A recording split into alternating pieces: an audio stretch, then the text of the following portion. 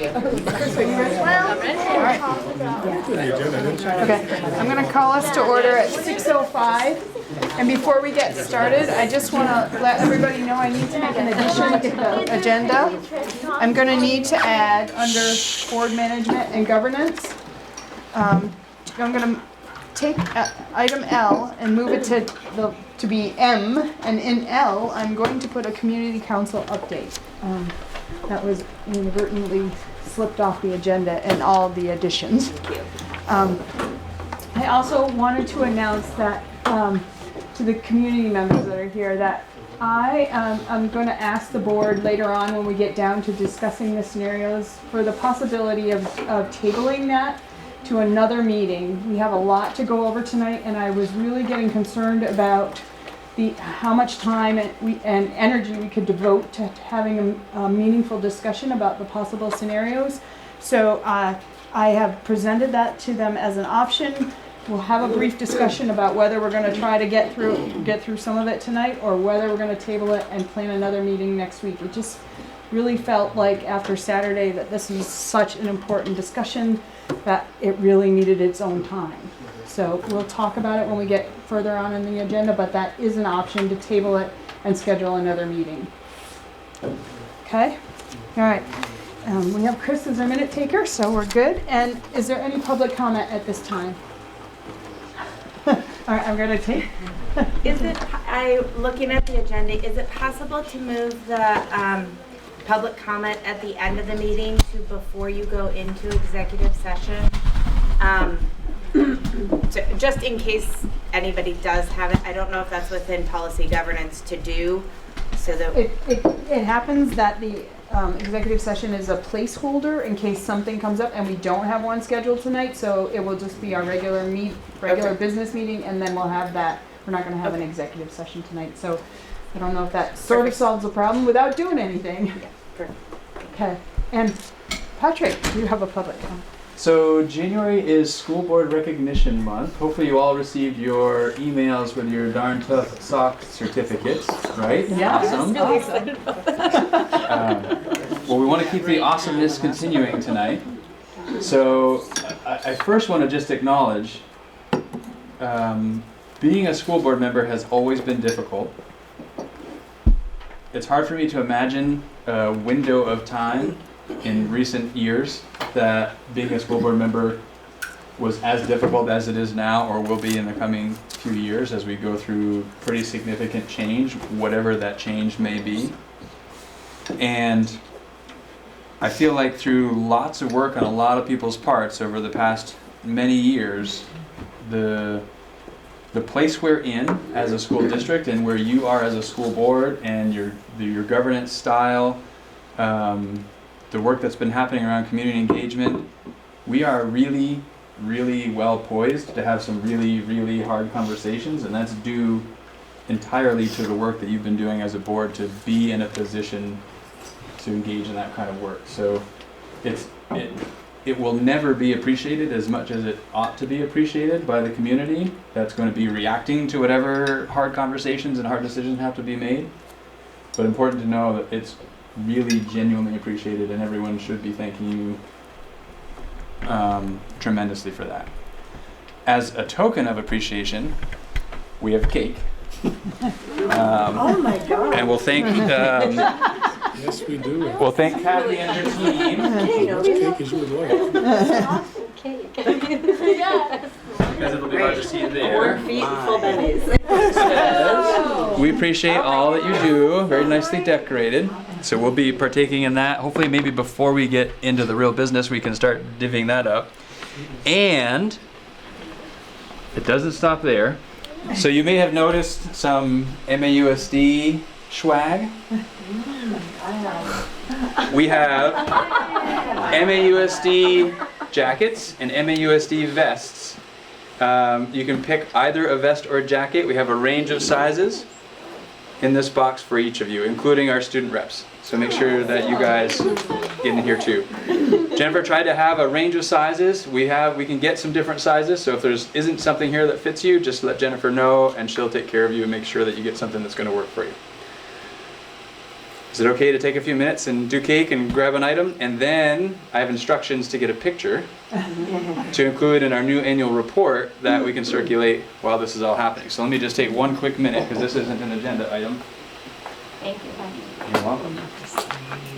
So I have a few copies.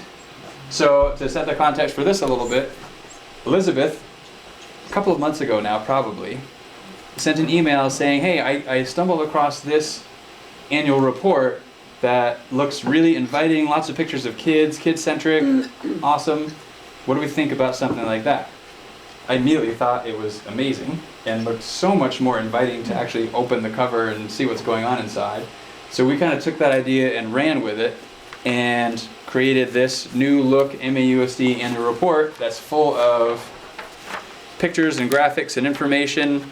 It's still in draft form, but I wanted you all to get a look at this pretty significantly different looking annual report. You can offer any feedback that you have on this to me, and we'll take that into consideration as we bring this to completion ahead of the timeline to get it to whomever we need to get it to for town meeting day. So thank you for the idea. Take a look at it, let us know what you think, and we'll get it polished up for production. So take a few minutes and grab some cake, and then You we'll. should get the picture with the words still on the cake. Oh, so maybe you need to get Get your your item swag. first. Does that your need your volunteer swag. to take it? I will take the picture, put your swag on, hold the cake. Okay. Before we go on, any other we'll give one more shot at public comment. All right, and then we're gonna keep moving along. Our next item is the consent agenda. Is there a motion to approve the consent agenda? So moved, Sarah. Is there a second? Rocco. All right, all those in favor of approving the consent agenda, please say aye. Aye. Any opposed? Any abstentions? Okay. Next, down to executive limitations monitoring, an update. The financial report was included in your packet. Are there any questions regarding the financial report? Or anything you want to? Okay, I'll keep going. All right, update the final budget presentation. So it's exactly the same presentation as last Wednesday with a minor change in tax rates, and I'll explain that when we get to those. So I'll go through it relatively quickly because I think we spent a lot of time on it last Wednesday, but definitely stop me if you have questions that have kind of sparked from last Wednesday or that maybe didn't get the answer to it that you were looking for. I do have a few copies of that presentation here. Just give them all to you, Christine, in a minute. Thanks.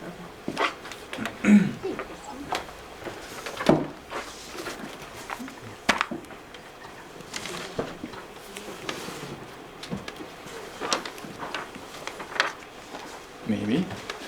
Maybe not. Cakes in the way.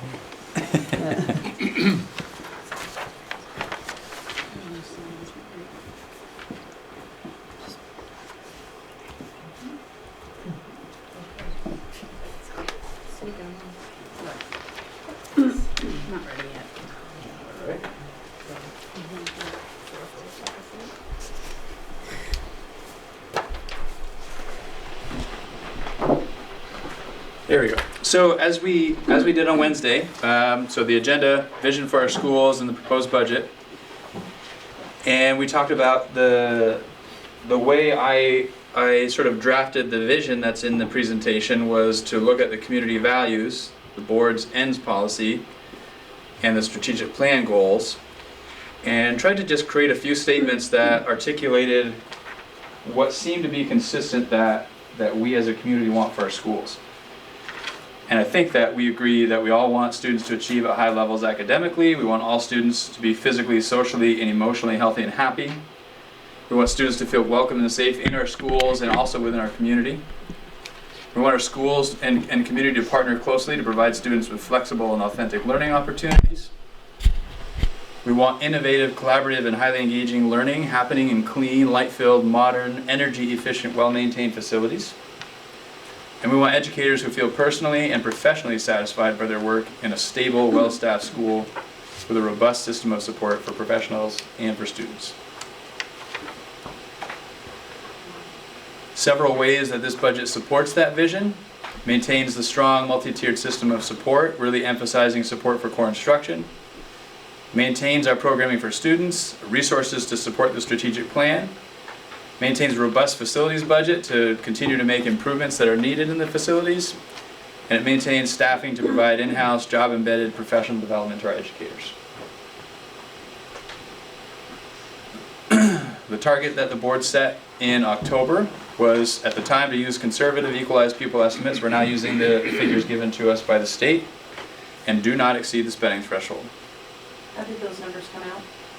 Our conservative number versus what the state gave us? So we were projecting 38 fewer equalized pupils, and we had about 14 fewer equalized pupils. So relative to our projections, it was more favorable, though still a loss of equalized pupil year over year.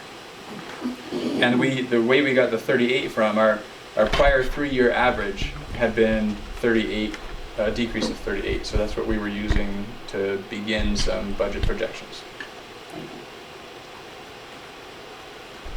So just a quick look at enrollment. We talked some more about enrollment on Saturday as well. Enrollment is declining, it's real. And that's part of why we feel the effects of declining equalized pupil counts. Class size also factors in as we think about changes that we want to make. We want to make sure that we're doing what we can to stay within the class size guidelines that have been established. These are our guidelines for MAUSD. They're derived from the Education Quality Standards, which is a set of standards that are established by the state of Vermont. We're going to focus on the optimal average range. That's kind of what we shoot for. So this is the maximum average that you would see in the Education Quality Standards. What you're going to see on the next slide shows our optimal average range, which you can obviously see is a little less than what the maximum average might be in those guidelines. So this is showing class size and MAUSD for FY 18, 19, 20 and projected for 21 compared to what that optimal average range is. So if we look at FY 21, you can see our K2 is within that range, our 3-4 is within that range, our 5-6 is within that range, and our 7-12 is actually under the low end of that optimal average range. The challenge at the secondary level being increasing class size by reducing teachers can equate to eliminating program offerings. So it's that delicate walk of class sizes that are reasonable and affordable, and a breadth of programming that we want to be sure our secondary students have access to. This looks at elementary class size. So those were averages. This is now really getting into specifically how many kids are in our classes. And for each of our schools, this shows the number of classrooms we have in our current school year and the range of class sizes in our schools this year and the average class size in our schools this year. This is looking at averaging all class sizes, not broken out by grade bands like you saw on the prior slide. And then looks at, so for next year, how many classrooms. So you can do sort of a comparison of how many classrooms this year in a school, how many classrooms next year in a school. So you can see Beeman, Moncton, Robinson have one less classroom next year than they do this year. Lincoln has the same number of classrooms next year as they do this year. Bristol has one more classroom next year over this year's count. And you can see what that does to our range. It definitely narrows the gap from our lowest enrolled class to our highest enrolled class from where it is currently. Right now that range is 8 to 25. Next year that range is 12 to 20, or 21, sorry. And you can see it also brings our averages more in line with one another. A way to think about equity across our schools. Secondary school looks a little different. So in the high school, middle high school, sections effectively equate to classes. And this is showing you more or less by subject area the number of sections, the current range of classes, and the average class size, and comparing that to next year. At Mount Abe, the two reductions are in science. So one one teacher in science, one teacher in social studies. So you can see the average in those two areas are 17 each. Next year, the averages go up to 18 each. And this did not result in a drop in programming for students.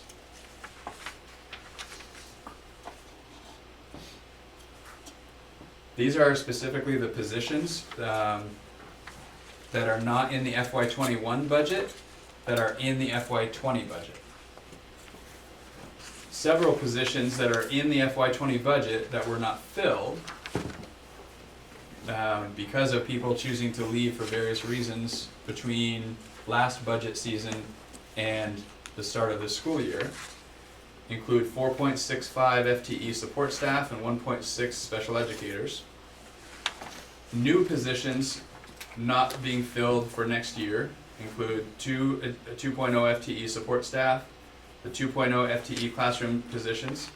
So that's sort of the net, right? We mentioned 3 schools are going to have 1 less classroom at the elementary level, and 1 school is going to have 1 more classroom. That's what gives us the net reduction of 2 classroom teachers at the elementary level. 1 FTE secondary science classroom position and 1 FTE secondary social studies classroom position.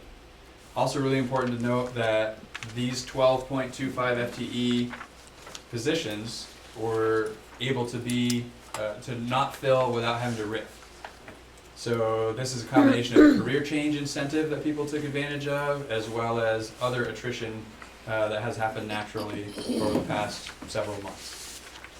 So great to be in that position to find the savings that we had to find and not have any reductions in force. Programmatically, the class sizes in the elementary schools will increase some in those places where there was a reduction of a classroom teacher, and will actually decrease in this school where there is an addition of a classroom teacher. The average and the range of the class sizes do become more consistent, as we saw on that earlier screen. It does mean that we may have to continue to kind of think through grade configurations and what makes sense as we have fewer classrooms, and that does create some complexities sometimes in terms of best ways to deliver instruction in these different grade configurations. I think we've made a lot of progress this year in figuring some of that out, and we hope to capitalize on what we've been learning this year as we anticipate changes for next year. And I'm sure there will be continued work that we have to just kind of keep working at. At Mount Abe, the average class sizes, again, are going to go up very slightly in science and social studies, and really no impact on the breadth and depth of the science and social studies course offerings. Overall, we do maintain a high level of support for students who are struggling, and our multi-tiered system of support for teachers and students remains strong. Patrick, when would you like us to ask questions? At any point in time. Okay. I wanted to ask a couple of questions about the staffing reductions. So the 12.5,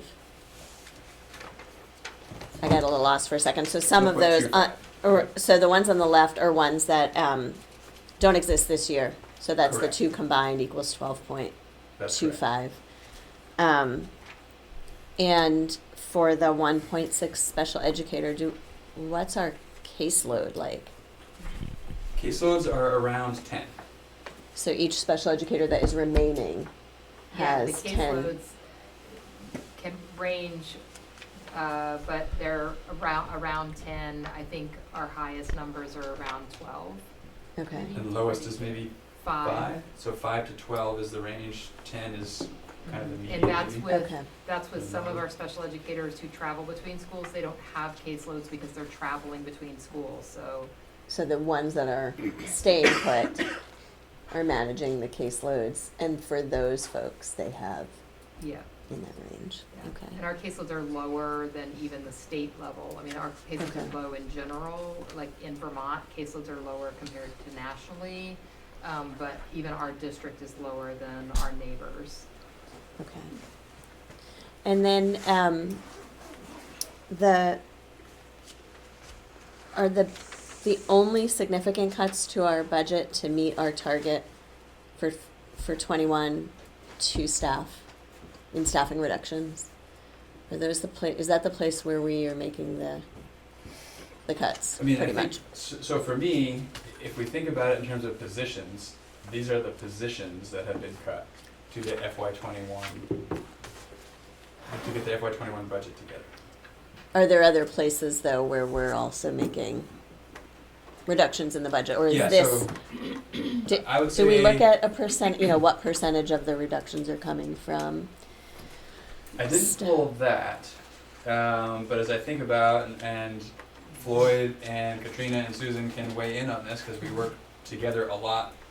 There are realistically several hundred lines that have equated to the changes to get to where we are. I would say these are where the bulk of the dollars come from, because the bulk of our budget is staff costs. And these are the ones that speak more to what a potential impact on programming might be. Gotcha. A lot of the other many lines were, again, trying to get a sense of historical spending patterns, and actually, if you look in the detail with all the notes, that sort of explains where a lot of those other parts and pieces come from. You can see there are some pretty significant shifts in some of those areas as well. Okay. I did have one more question, but if others, No, go ahead. but my last question was just about the classes like in Beeman, Moncton, and Robinson that are going down to 4 or to 7. So are those bringing together multi-age classes where there were not before? So like at Beeman, do you envision that the grade configuration will bring different multi-grade classes than there were before? And I'm wondering, because I know like with the Bridges curriculum, for instance, that's been a little tricky. So if we're moving toward the reality of more multi-age classrooms across the district by necessity, are we able to adapt and provide support and training for staff around curricular challenges that may present? Yeah, so I think the answer is yes, it's possible that a school may experience a configuration that they haven't experienced in the past. And it's true that every one of our schools has had multi-grade classrooms for a while. Part of where, sometimes it's not even so much are there multi-grade classes or not. Sometimes it plays out how many multi-grade classrooms. So if you're in a school that has 2 5-6 classes, when it's math instruction time, 5th graders are in one program, and 6th graders are in a different, but because you have 2 teachers and 2 grades, 5th graders often would go with one teacher, and 6th graders would go with another. Where we're starting to see a greater challenge is, okay, if there's one 5-6 class, mathematically, how do we make sure that we're meeting students' needs? Or if there are 3 5-6 classes, that creates a similar kind of challenge. So those are some of the things that we've been working through last year and this year, and we're getting better and better at it. And so we're putting some of those supports in place, and we're going to be able to reap some of the benefits of the learning that's been happening as we face some similar challenges in different schools, or at different grade levels in the same school. Thank you. Can you tell basically some relative percentage, if you will, of staff versus other expenses, which would probably be mostly facility expenses? Well, that's your big pie chart. Yeah. Right. In terms of where the spending is or where the savings came from? No, where the spending typically is. So this gives you a sense of where dollars in next year's budget are projected to be spent, right? And so here's the big piece, which is direct instructional programs.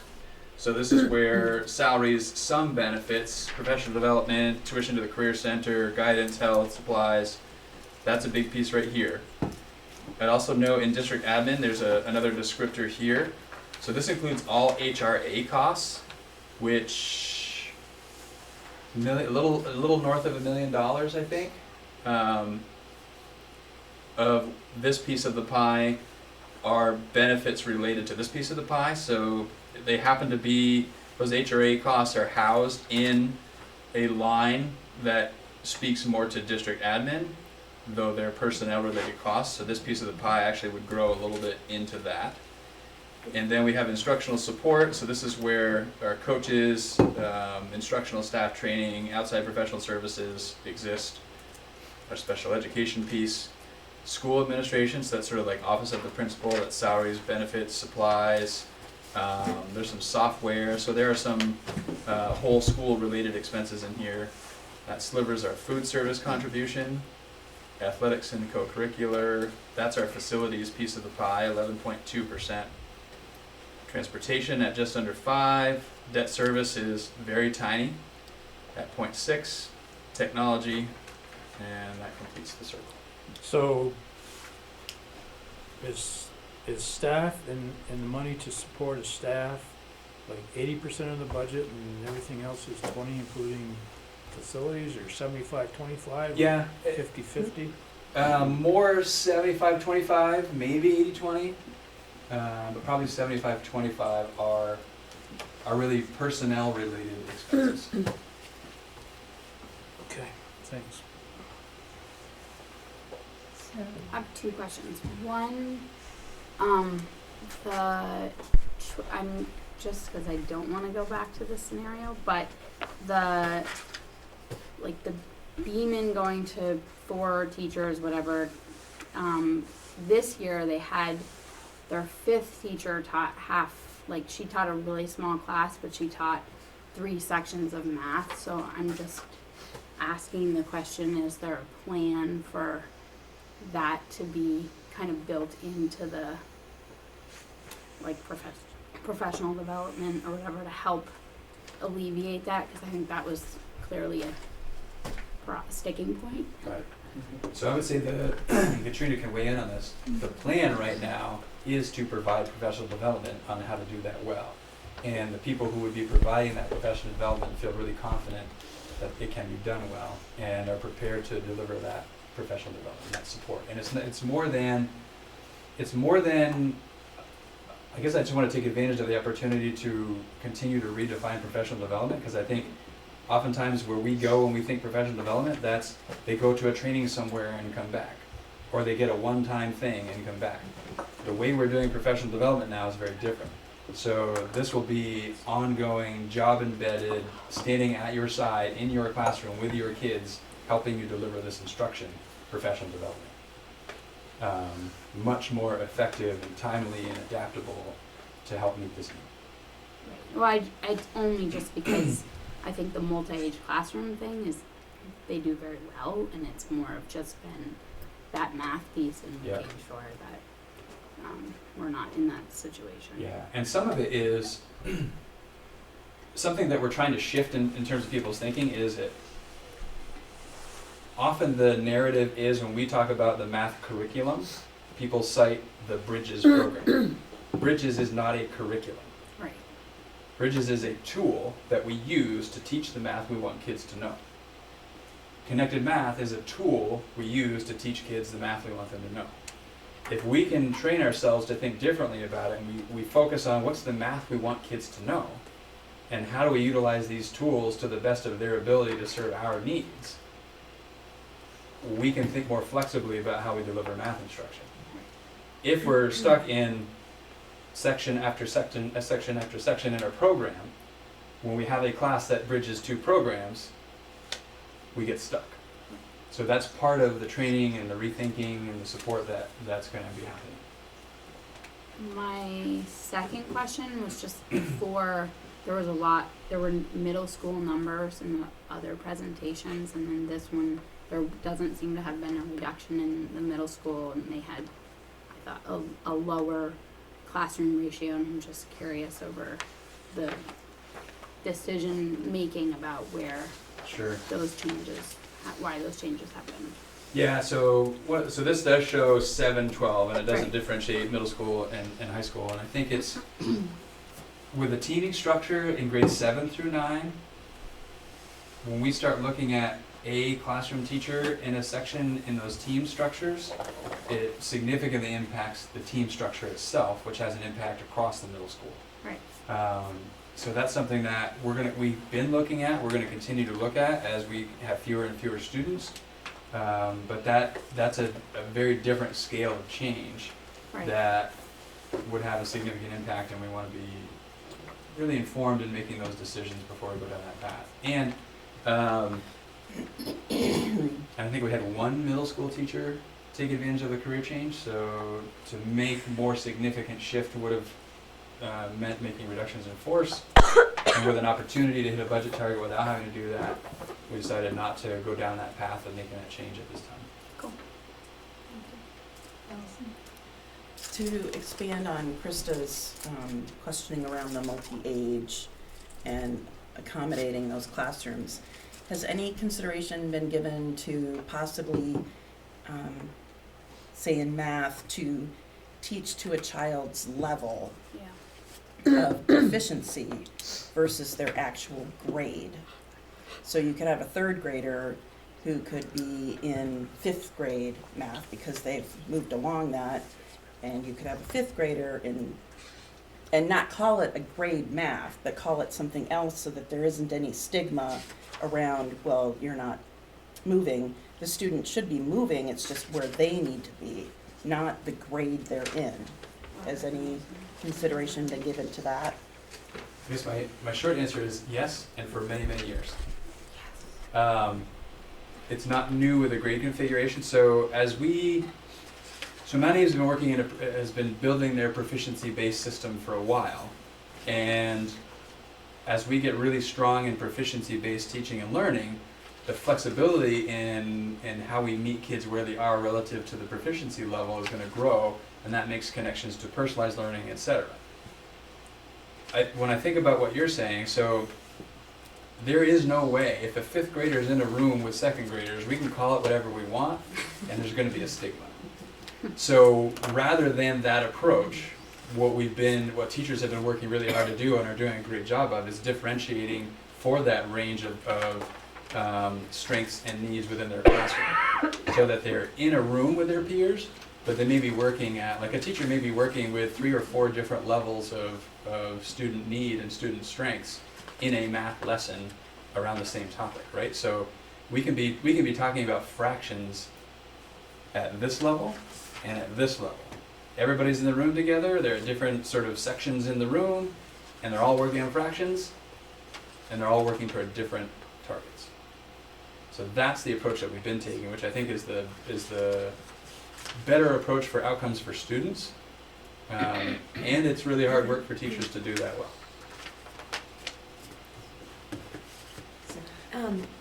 Was enrollment the driving factor for the schools either losing or gaining a class? Yeah, I was really looking at class size and trying to, so knowing we had some classroom teachers that were taking advantage of the career change, B, knowing that we could take advantage of that career change and keep class sizes in the range that we want them to be in, and knowing that we could make our class sizes more equitable across our schools. It was really the combination of those things that led to that being something that made a lot of sense. And then you coordinate with the principals to see how that can best be executed within each school. Yeah, so conversations about possibly being able to take advantage of this started months ago.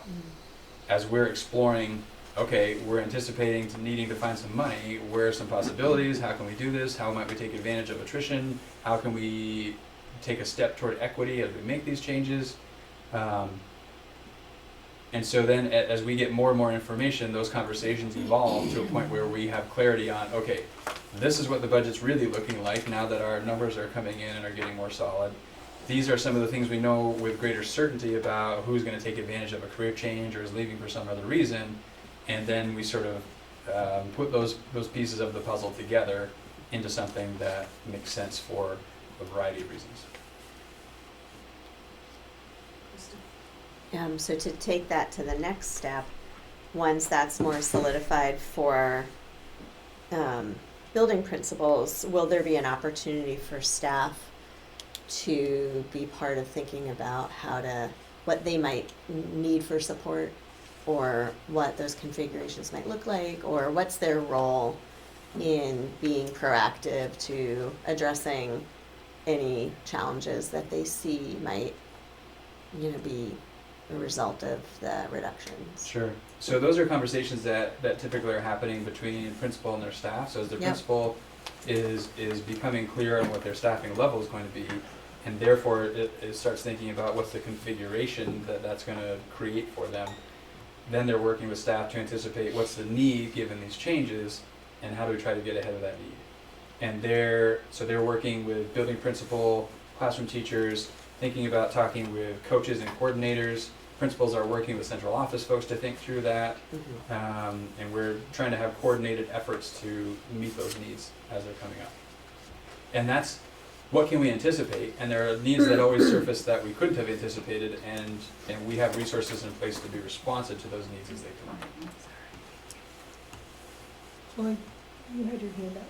I would, to Kevin's question, I did a really quick number to give you a total salary as a percentage, and we're at a little north of 70.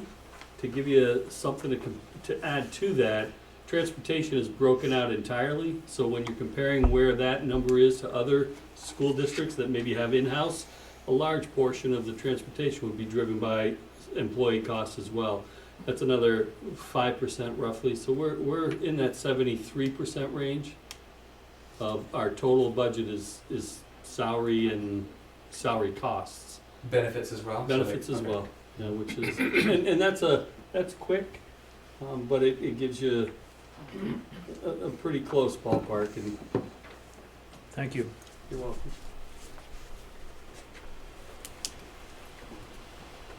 Ready for more slides? Yeah, so stop me at any point. We're good on here? We kind of went through that quickly. So this was a really useful tool, I think, in helping people understand how we get from spending to tax rate. Just kind of walks people through our total spending, which what I think is useful to know. Our FY21 budget spending is 4.4% higher than our FY18 budget. That's an average of 1.45% increase in expenses for each of those years. There was 1 year, and we're in it now, where we didn't make any staffing reductions. So FY19 into FY20, we're in FY20.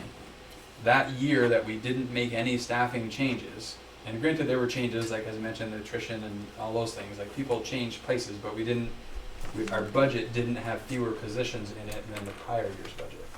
That 1 year, costs went up 6.6%. So even with that 1 year where the increase was 6.6%, over 3 years, it averages 1.45. I think that helps sort of tell the narrative of our fiscal restraint in building these budgets over the past 3 years. Despite the fact that we passed a budget last year by 13 votes that had an 8-point-something% increase in the cost per equalized pupil. If that's what sticks in people's mind, that's unfortunate, because time tells a little different story than that 1 year.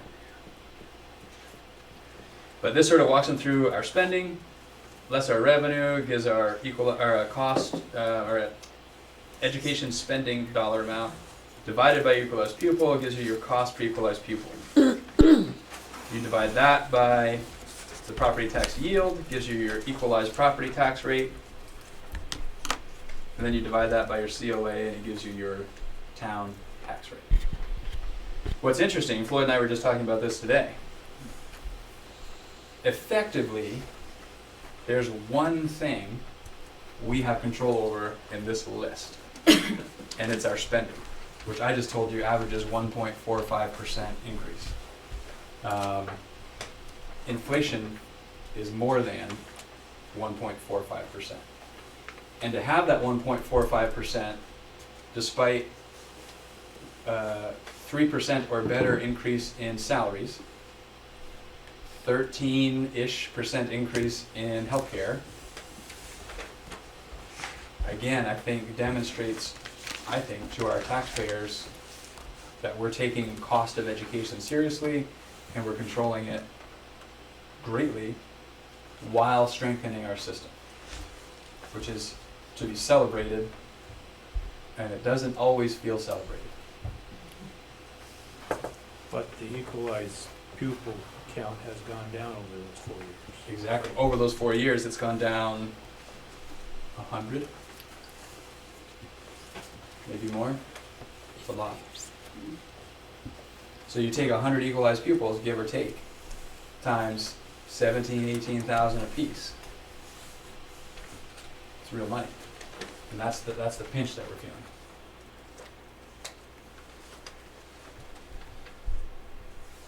Any more on this slide? So this is kind of an outlier, but it does have to do with the taxes. So for a school district that puts $209 million into their budget for facilities upgrades, and I understand that gets moved out, but still, there will be some sort of an impact to their budget. And then all of the budgets get lumped into the general education fund, and then we all pay with our taxes based on what that is. So we can't get 27 or 29 million to pass. I don't know if they can get 209 million to pass, but how does that affect us in the long run, or even in the short run? Because it's mind-boggling to me.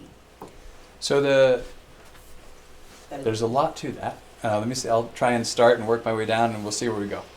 So I invite you to go on this journey with me. I think the number is actually a little higher than 209 now. Oh yeah. I'm sure it'll keep getting bigger. And I can't give you a dollar amount in terms of the effect that has on us. The way I understand it is, they also won't be putting $209 million in their budget. They're going to put whatever their annual cost for a bond payment into their budget. So I don't know what that would be, depending if it's a 20-year bond or a 30-year bond.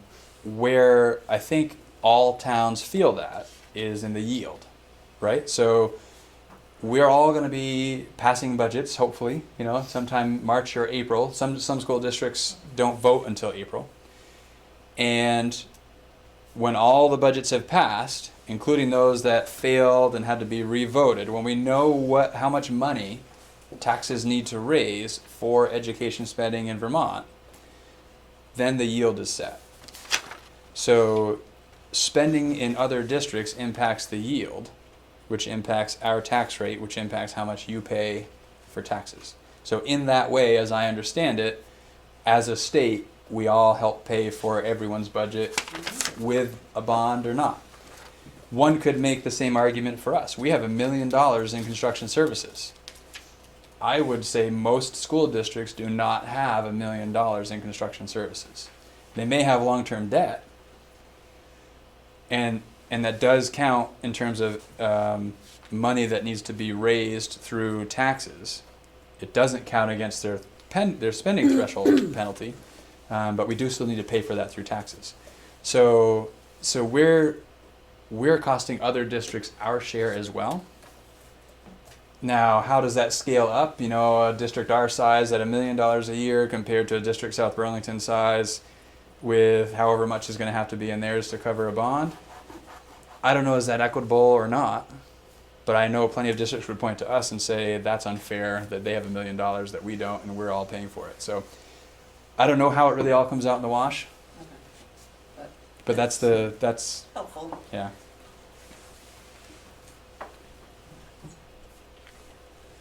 So this was just sort of a walk from, sorry, yeah.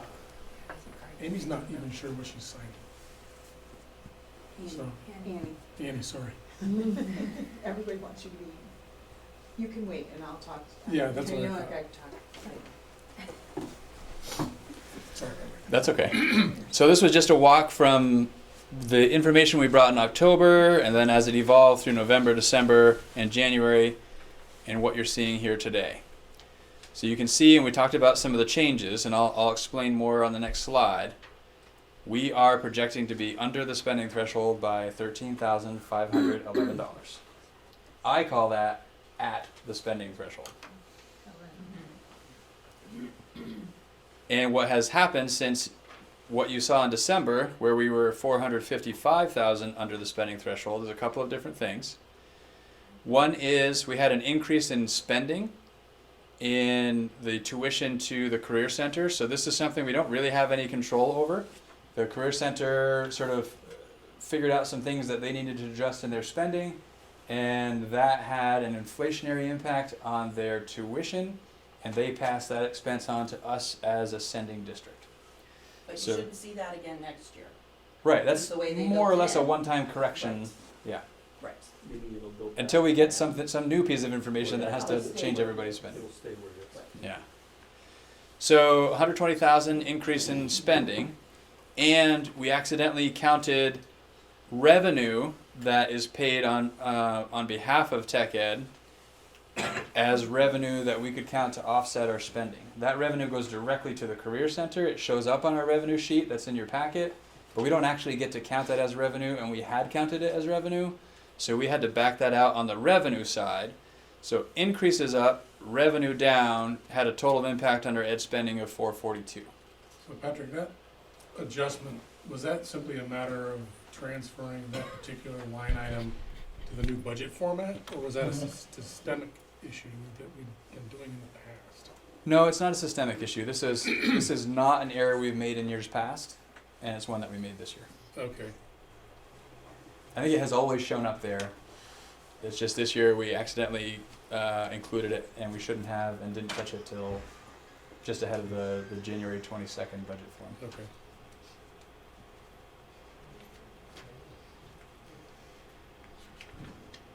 So I think what you recognized coming into tonight, following the January 22nd meeting, was there are effectively two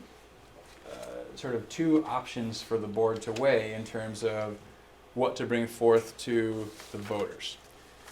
One option is we use the full approximately 750,000. I actually think it's 750,507. 507.99. 8. We'll round it up to 8. So one is we use that full 750 to offset taxes next year, and the other is we use 500 of that 750 to offset taxes, and we put the other 250 in a reserve fund. More on reserve funds later in the meeting. I have some more options for you. So the impact of those two. So this scenario that we'll walk through first assumes we use the full 750. If we apply the full 750, that puts our equalized spending at $18,575.88, which is a 3.76% increase. And if you'll remember on the ballot, what shows up on the ballot is, shall the voters spend these many dollars, which is this cost per equalized pupil, which is this percent increase in the cost per equalized pupil from last year. Those are the figures that voters see. Unfortunately, they don't see. That is a spending plan that is a 1.45% increase. And they don't see what our ed spending is. So obviously so this is all of the fund balance that we could possibly apply. We're looking at 3.76% increase. That's the smaller percent increase of the two scenarios that you have to choose from. I mentioned at the start of the presentation that the one change between this presentation and last Wednesday is the tax rate. In error, we double counted the 4-cent benefit, 4-cent tax break that we get for our Act 46 adjustment. So what you're seeing in tax rates is actually 4 cents higher, not so much in the homestead, that didn't change. But what you're seeing for the adjusted homestead is 4 cents higher than what you saw Wednesday. And the impact that has on the dollars, it's about $40, right? So 4 cents per 100,000, it's about a $40 impact per $100,000 of assessed value from what you saw last time. So from about 70 to about 110. Can you go back a 4%. slide, just 1 second, Patrick?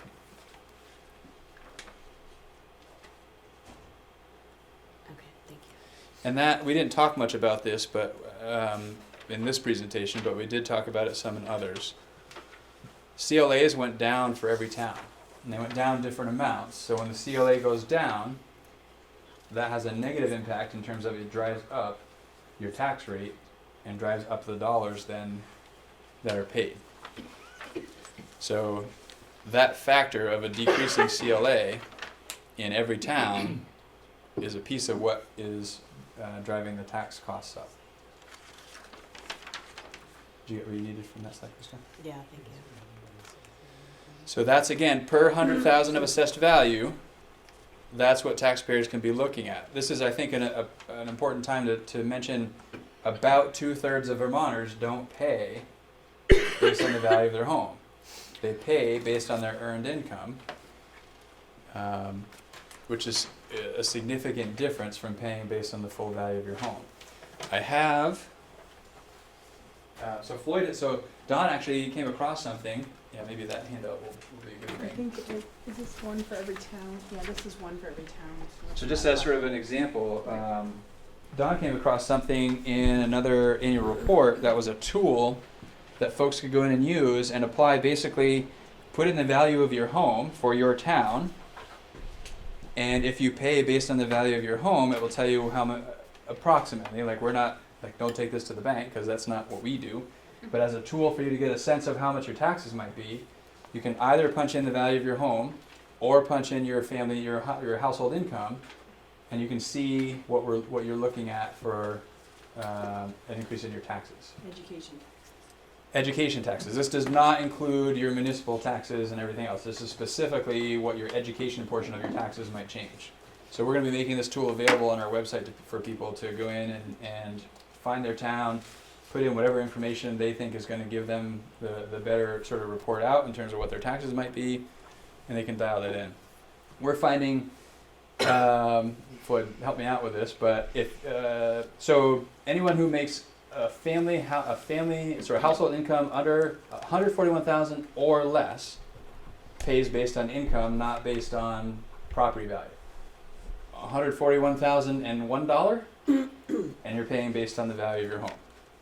Did that change this year? Because last year it was 105,000. So that number seems. It was 136.5 last year. We used 141 in that example just because we pulled it up when we stopped. But and I have these. If you guys want one, there's one for each town, and it may help you. I'll zing them around. And do you use both numbers? Pardon me? Because do you use both numbers at the same time? Because income is a sliding scale. It is. So if you only use your house without putting in your income, then that doesn't give you a true. Well, it does if you're using. They're projecting 2.8 for us this year based on the 3-year average for what Mount A's income sensitivity percent is. Okay. They've already figured that Right. out. So again, it's an estimate. Okay. We don't know where it's going to be. It's not your specific situation. Correct. But you can in this what you're looking at is the median Oh, it's got copies for that. house price, the median income for each town, and the impact both from if you're above 138,250, where you get no benefit at all of the income sensitivity, or if you're below that, what that percentage means on that average size house.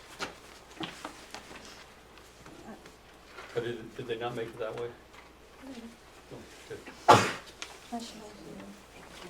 The part that I found useful after hearing from people was that when you think about if you're taxed based on your income, it kind of gave them a picture of what the difference would be. So if you're based on your income in this little box here, if you look at the difference going across there, that person's going to have like about a $40 difference. Whereas somebody who's paying by assessed value I'm looking at New Haven, looks like $259 difference. So, and we have heard over and over and over again about 2/3 of our population is based on income, not assessed value. And I can give you sort of a demonstration of how the tool works. So if we're looking at, and this has been sort of the mystery for years. Those of you that have been here and working through budgets, we've been able to give a decent projection to those who pay based on property value, what you can expect your taxes will go up per 100,000. So people can kind of do the math and calculate, okay, that's about how much we're looking at. It's been kind of a mystery for folks that pay based on income, and we've not been well equipped to help people figure out what does it mean for them. And 2/3 of the people are. that's And correct. 2/3 of the people are in that So category. you almost wanna be the default. thing So, that you're so we were seeing, so we're saying, this is Bristol, we saw, again, in the more favorable version, which uses the full 750, a person in Bristol would be paying $111 more for the budget that we're proposing per 100,000 of assessed value. At 220,000, right, let's call it 200 to make it an easier number, and in fact, we can call it 200.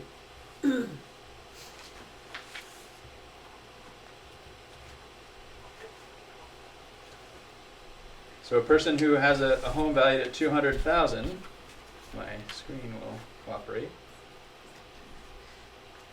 is going to be paying about $264 more in Bristol.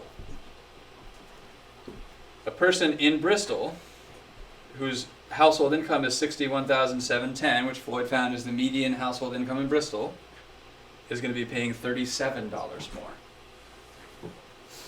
So quite a discrepancy in those in what people are going to pay. So you can adjust this income. Say it's a household income of $50,000. They're going to be paying $30 more, approximately. The important thing to note is if you're looking, and I can't see line 31 or whatever, where it goes across on the income sensitivity showing the change, it shows an estimate of what they paid last year and an estimate on what they paid this year. So the education tax might have been $3,200, but their portion was $1,570. I'm not sure I'm reading it right from here. But a marginal increase. If you punched in, let's say, who are we most concerned about? Are the fixed incomes in a home that has some value. And if you take and you change that income to $18,000, for example. So here's my mom in her home on a fixed income, and that's what happens to her taxes. It's $11.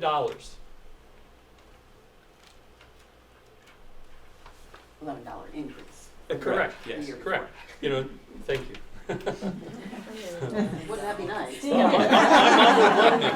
just solved the state's financial problem. Now we don't have to worry about the spending threshold. I can just, I've been on the VSBA website, they have a video, they have a webinar I just watched today, and this is the most helpful tool that I have ever, like, this works. This you can point people to and they can personally, in their own space, type those numbers in and figure it out. So thank you so much for.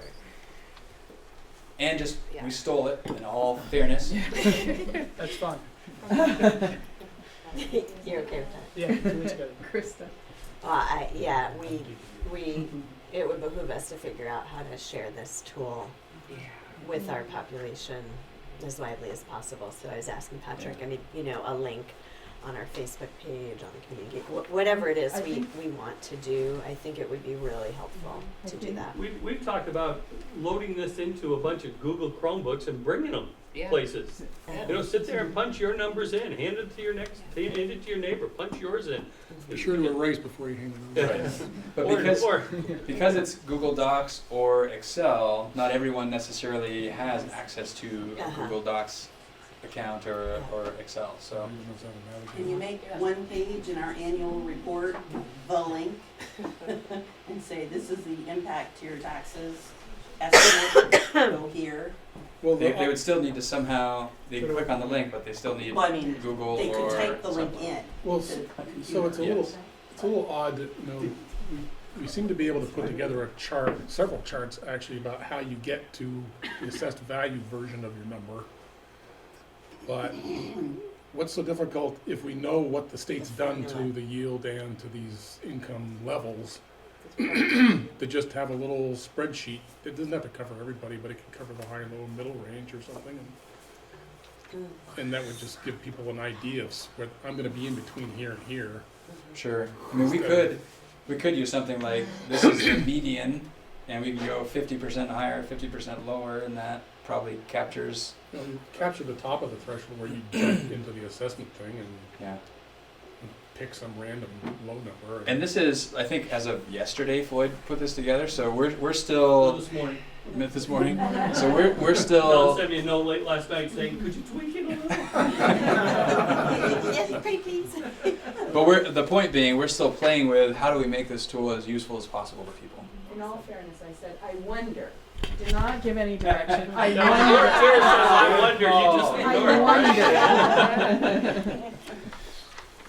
But look at this and truly send me notes on what is it that we're talking to our community members about that will make this a tool that works for us to be able to share our story.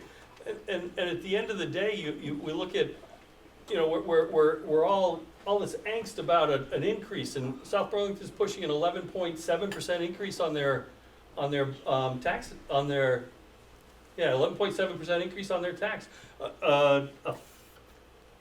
They're going up $1,500 on the equalized pupil. I mean, it's staggering numbers by comparison, and in our little cocoon here that we get to live in, we're working so hard to how do we protect our most vulnerable, and this tool helps us to tell that story. But we can make it better. Give us ideas. We've had a lot of really good ideas this year that we've been able to capitalize on, so thank you. I think Steve's has got it, and you don't do it low, medium, and, you might do it 25 or every 10,000 or something, or percentile or something. just a little Just chart, to just have like it this in a- chart right here, just do it for It's just a income static census. piece of paper that you Nobody you has have to to- calculate. Start here, go down there, find the intersection, Yeah. there it is. Yeah. Get you in the ballpark, yep. You make a note Especially of if that, it's Floyd? 2/3 of, I make notes of all kinds of stuff. especially if it's 2/3 of the people Right. who are affected. Right. But how do we get it to the right people? Well, that's a That's one way. problem for everything we do. Right. Yep. It's not just this issue. Okay. Somebody was talking on Saturday about, holding coffees in your home, invite your neighbors over, and if you do that, I'll get you 10 Chromebooks, It's really, it can be that simple and that powerful. Winter Well- Carnival in Lincoln this weekend. Yeah. Take it right there. Carnival and Lincoln. Winter I mean, we Carnival. do, Yeah. People will be out. we Put a do little thing all, up, say, come figure out what your taxes are gonna be. I mean, you saw how quickly Patrick punched that in? we do, theoretically all have a chance to speak at town meeting. So, If you, and maybe hand out a couple of simple spreadsheets. Most. Ready for more numbers? Yes. So this is the scenario where we applied $500,000 to offset taxes and we put $250,000 in a reserve fund. And so you can see it's a 4.7%, again compared to 3.76, so it's about a 1% difference. And was that the number that was 8 point something last year? 8.17 last year is what went to the voters. When everything kind of settled and our equalized pupil count landed, it ended up at 8.1. But 8.17 is what was on the ballot for voters to see. So both scenarios are significantly lower than that. And this one's a percent higher than if we apply the full 750. From a tax perspective, so you can see this here, which translates into 132 for Bristol on down. So that's about $20 more, at least in Bristol, probably about the same, $20 more in each of the other towns than if we apply the full 750. And again, that's $20 per 100,000. So For 2/3 of the votes. for 2/3 of the voters, less significantly for that's that's for for 1/3, 1/3. less significantly for 2/3. take a break. So to talk a little bit about fund balance, as we've had conversations before, using all of the fund balance to offset taxes isn't great practice, especially when the fund balance is really high, because when you cannot carry that same fund balance forward, you're decreasing your revenue, which has an impact on your budget. I might even go further to say that applying any fund balance to offset taxes is not good practice. Reason being, we never have a shortage of things that we need to do that cost money. Money that we have in a fund balance is money that was already approved to be spent at 0% interest in terms of a cost to have it. If we say spend that money on a capital project, we're getting that capital project done in today's dollars instead of 5 to 7% more next year. Or if we had to borrow money next year and then we're paying interest on the money we borrow and the increase in the cost for the work, all those reasons point to it's not great practice to use any fund balance to offset taxes. It's smarter money with a taxpayer dollar to take care of need with fund balance than it is to offset taxes. Now, 2 years ago we had 1.5 million.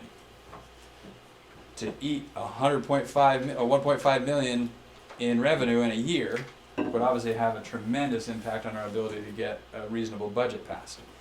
We've been slowly chipping away, right? 1.5 became 9, is now 750. And we have some options on what we do with the 750 tonight. My recommendation is use 500 to offset taxes and put 250 in a reserve fund. That's also our auditor's recommendation, is to be dialing that down. And you can see, obviously, we can't use a whole lot more than 250 because we are at $13,000 away from our spending threshold. Yeah, I was gonna actually ask is it even possible to go below 500,000, or it's not because of this 13,000? So this is part of the 500,000 is built into this, or? Yeah. Right, this assumes we use 500,000. Okay. It's in there right. So this under the spending threshold could become 263,000 if we apply the full 750 to offset taxes. Oh. So if we use 500,000 to offset taxes, it stays here. If we use 750 to offset taxes, this grows by that 250. Oh, so we can't even make it. We can't even use less of our fund balance because we're that up against the wall. Right, 250 is really the most that we could apply. And now I say that, the reality is there's a lot of things we can do. But we'd have to do some things to keep our spending under the threshold if we used more than that 250.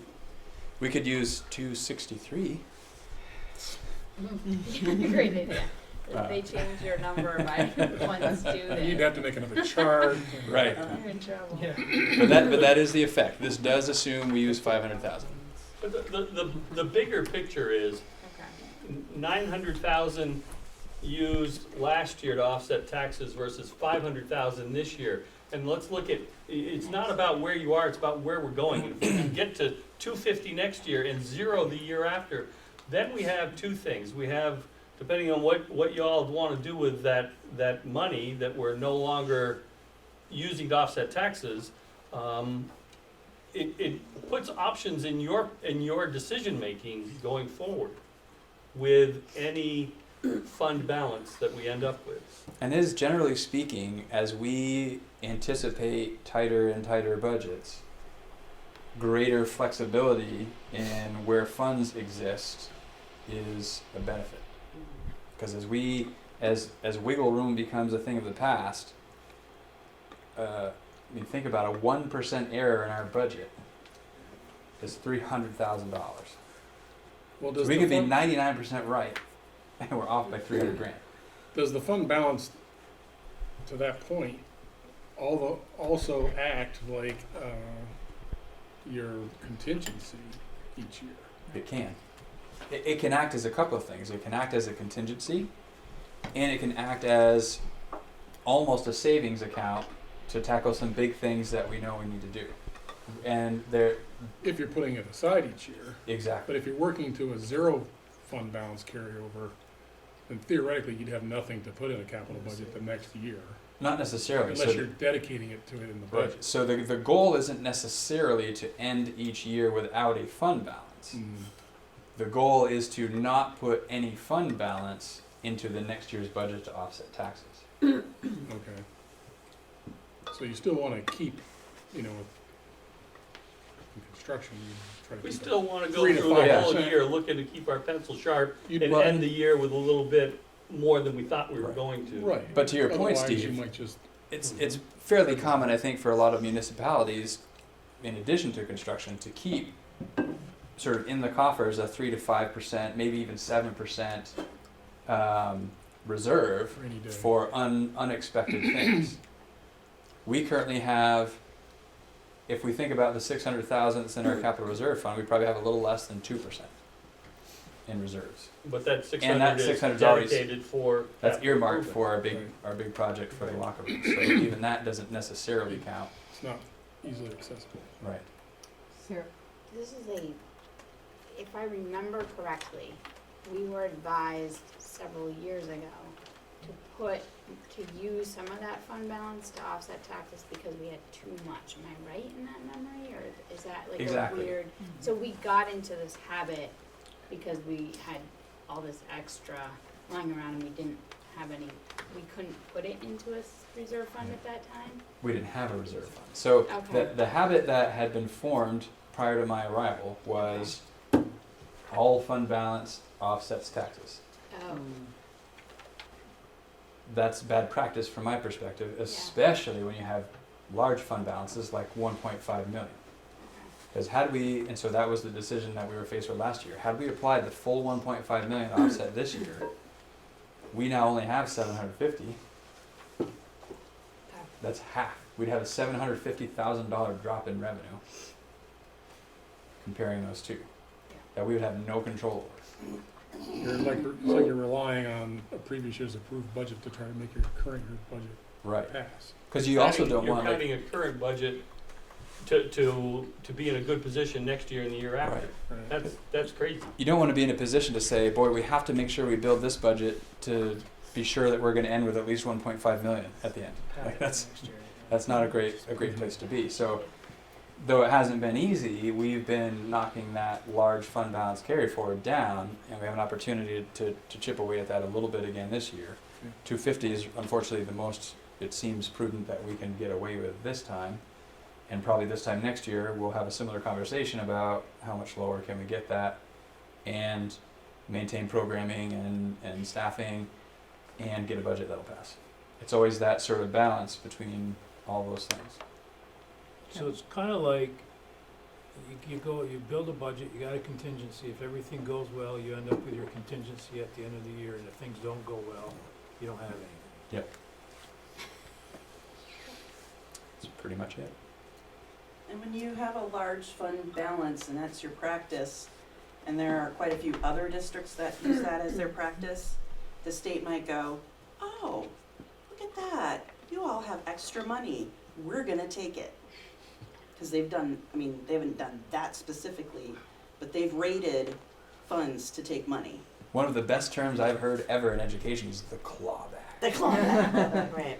We experienced the clawback, Yeah. right? And that would be an awful clawback if they started taking everybody's fund balance. But you never know. And again, all things aside, if we're spending our money in our reserve accounts to take care of need, that too is smart money for the taxpayer, for all those reasons that we talked about. So, or if we're not spending it, it's sitting in an account that draws interest, and that shows as a revenue for us, so it helps in that regard.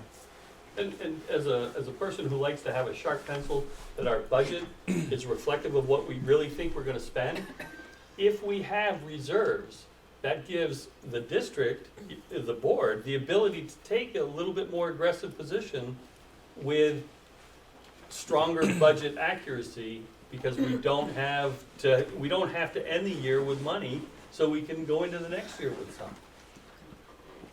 And part of, maybe because we're talking about fund balances and reserve funds, I'll weave in information related to an agenda item later where we take action on the ballot. So last year we created a capital reserve fund. That money, that 610,000 that's in there, and it was earmarked, we put it in there knowing we're gonna have a $2 million locker room project coming up, and we can add that to our $1 million in operating expenses this fiscal year, next fiscal year, and kind of piece together a few different sources of funds to pay for our locker rooms without having to get a bond. We've also talked about, we know there are significant healthcare changes. We've anticipated the cost for those healthcare changes. We don't know precisely what the cost of those healthcare changes are going to be. If we haven't budgeted enough, we can't use the capital reserve fund to pay for that, because the capital reserve fund is for capital improvements. So one of the options that we can take advantage of going forward is we can create an education reserve fund as well. Have two different funds, they serve two different purposes. In an education reserve fund, the way that you'll see an article drafted later tonight, we can use a capital reserve, an education reserve fund to help cover some unanticipated costs. Could be healthcare, could be who knows what. There's a lot more latitude in how the education reserve fund might be able to be utilized to take care of unforeseen things. The education reserve fund can't be spent on capital improvements. Also, the education reserve would not require a vote of the electorate. The board would have the authority to spend money out of an education reserve fund. So if we play this forward, if healthcare costs exceed what we have budgeted, and we need to use money in an education reserve to take care of that, the board, in its knowledge of the healthcare plans and changes and everything else, can make an informed decision about, yeah, it seems like maybe we ought to do that. Now imagine a fund that required voter approval, where I'm assuming I would need to explain to the community the healthcare changes and the financial impact, and why we need to make this expenditure out of this fund that requires voter approval. That was agreed to by the state. That was right. So that gets a bit more complicated, That one. and then we run the risk of, okay, so maybe the voters say no, and we still have to pay for healthcare, Yeah. and we're going to have to deficit spend perhaps to do it, which isn't a great position to be in. So Also, if, it seems like every year we have these sort of unanticipated special ed expenses that could also fall in the same right. category. Now, what is possible, the board could, let's say the amount in the education reserve fund somehow grows to a point that we think is unnecessary. The board could take the action to put money, transfer money from the education reserve into the capital reserve, and then for it to be spent from that, the taxpayers would have to approve it. It's a little more concrete to say, the boiler blew and we need a new boiler, will you approve spending money to get a new boiler, than it is to explain healthcare changes. People can wrap their heads around that and can make an informed decision in a lot better way, I think, when it's about capital costs. And they can see it with their eyes. Want to come see the new boiler? Come on over. So my recommendation is going to be to only use $500,000 to offset taxes, put some or all of the $250,000 into an education reserve, and possibly, if the board feels like it's necessary, maybe put a portion of the $250,000 into capital reserve and the rest in an education reserve. I'm kind of thinking the full $250,000 in the education reserve is probably the better way to go, given unknowns and tight budgets and things in our future. And because we have a plan to be able to work with the 610 and other funds to make sure that we take care of the locker room. Do we have any kind of a WAG at the healthcare exposure? Yeah. So what we can calculate, sort of, is total possible exposure. The question being, what percent of total possible exposure does it make sense to budget for? We're at 75% of total possible exposure. We took a pretty aggressive position this year because of the change of the plan coming halfway through our fiscal year, where we'd rather have a conversation about how do you want to spend the extra money next year than rating the education reserve fund the first year. And those 75% of total possible exposure is somewhat aggressive, practices in other places are to budget 100% of total possible exposure. Well, would the 250 cover the other 25%? We think so. Pretty close, yeah. Okay. 250 provides enough of a safety net that we'll sleep at night a little better.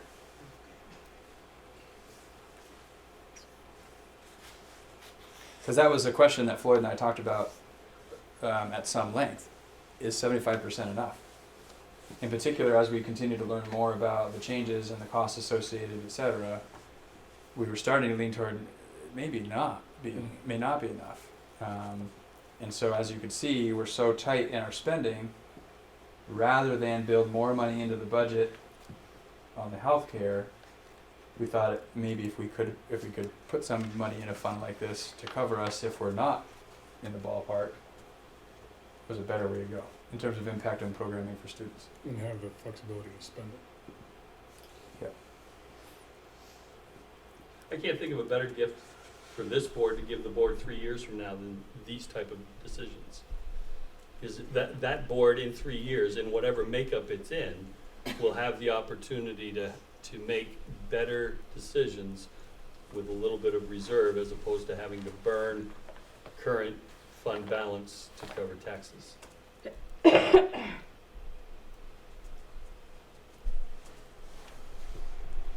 It's probably enough to chew on for a minute, huh? So this next portion of the presentation is when we kind of dove into, and we actually really didn't dive into it much, the detailed pages of the budget that you have.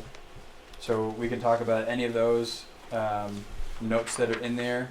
We tried to write them in a way that we tried to first make sure there was a note for anything that might catch someone's attention in terms of a percent change or a dollar amount change. And then for every one of those, we wanted to have a note that tried to really explain why that change happened.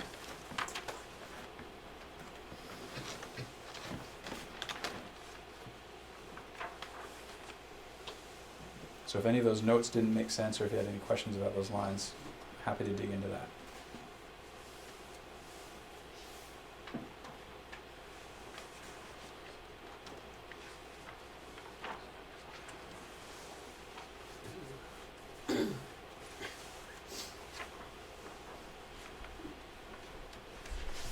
So I feel like that was sufficient wait time.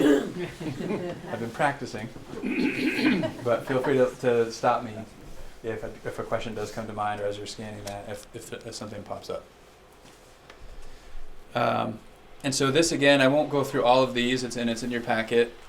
This was an attempt to make the direct connection between the budget. So what you can see in this line are the same descriptions that are in that detailed packet that you were looking through now, and a little descriptor about what the contents of that includes, and then connecting those to the community values and the strategic goals to see that close alignment between our spending and what we say are valuable and important. One thought on this slide was to change the top left to budget category description, Okay. just to make the connections back, because looking at this sort of on its own, you're like, where does that come from? Right. So unless you see this language, And you so this is you make the verbatim the connection back to what same, you just but that looked yeah. at. Okay. Color code it to match that as well. What's that? We could color code that box to match that That's true. line as well. Right. Yep. But at least people would understand the topic of the slide if they read the first Yep. box to the left. Yep. That's a good recommendation. And so there are several slides or pages of that.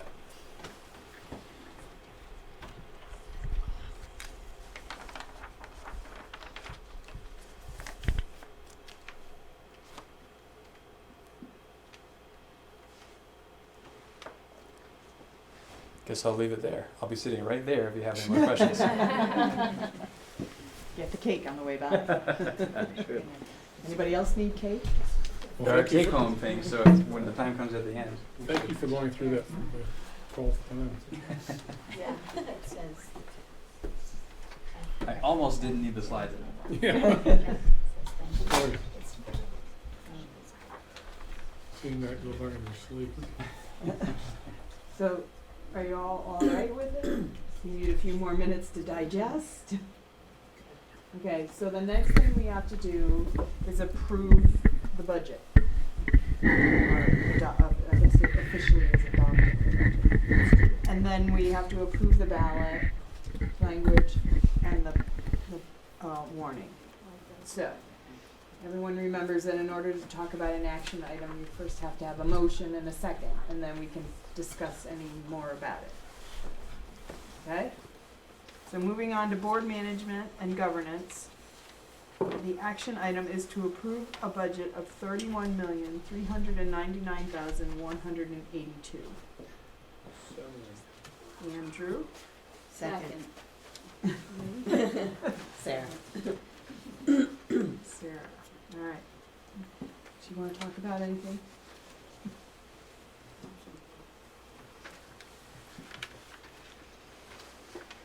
Any others?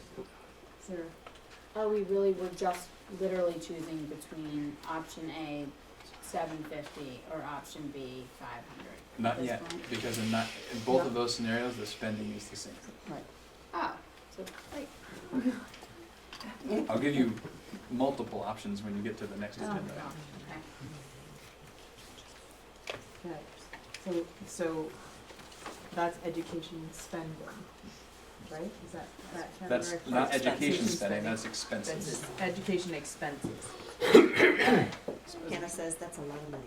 You're right, Hannah, it is a lot of money. And you're worth every penny. All right.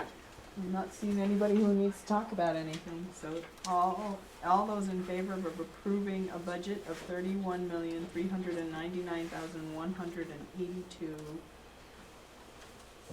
That's expenses, education expenses, right? Yes. Please say aye. Aye. Any opposed? Any abstentions? Okay. All right. The next item is to approve the language for the ballot. So I will relax the rules a little so that you can get a look at it, so we don't have to do a lot of back and forth and redoing, so. And I'm wondering, so the ballot and the warning are very similar. So the articles that will be on the ballot are included on the warning. So if we can discuss them almost in tandem, that may be easier to explain the scenarios and choose which warning, which affects which ballot. So I will relax and allow for discussion without the motions this time, because I think it will be a lot easier if we just talk about what we're about to do, and then we'll take a motion. Did you have something to say? Okay. Are you following? Do you need a little cake? You look like you're a little low over there. Are you peeking? I'm trying to read here.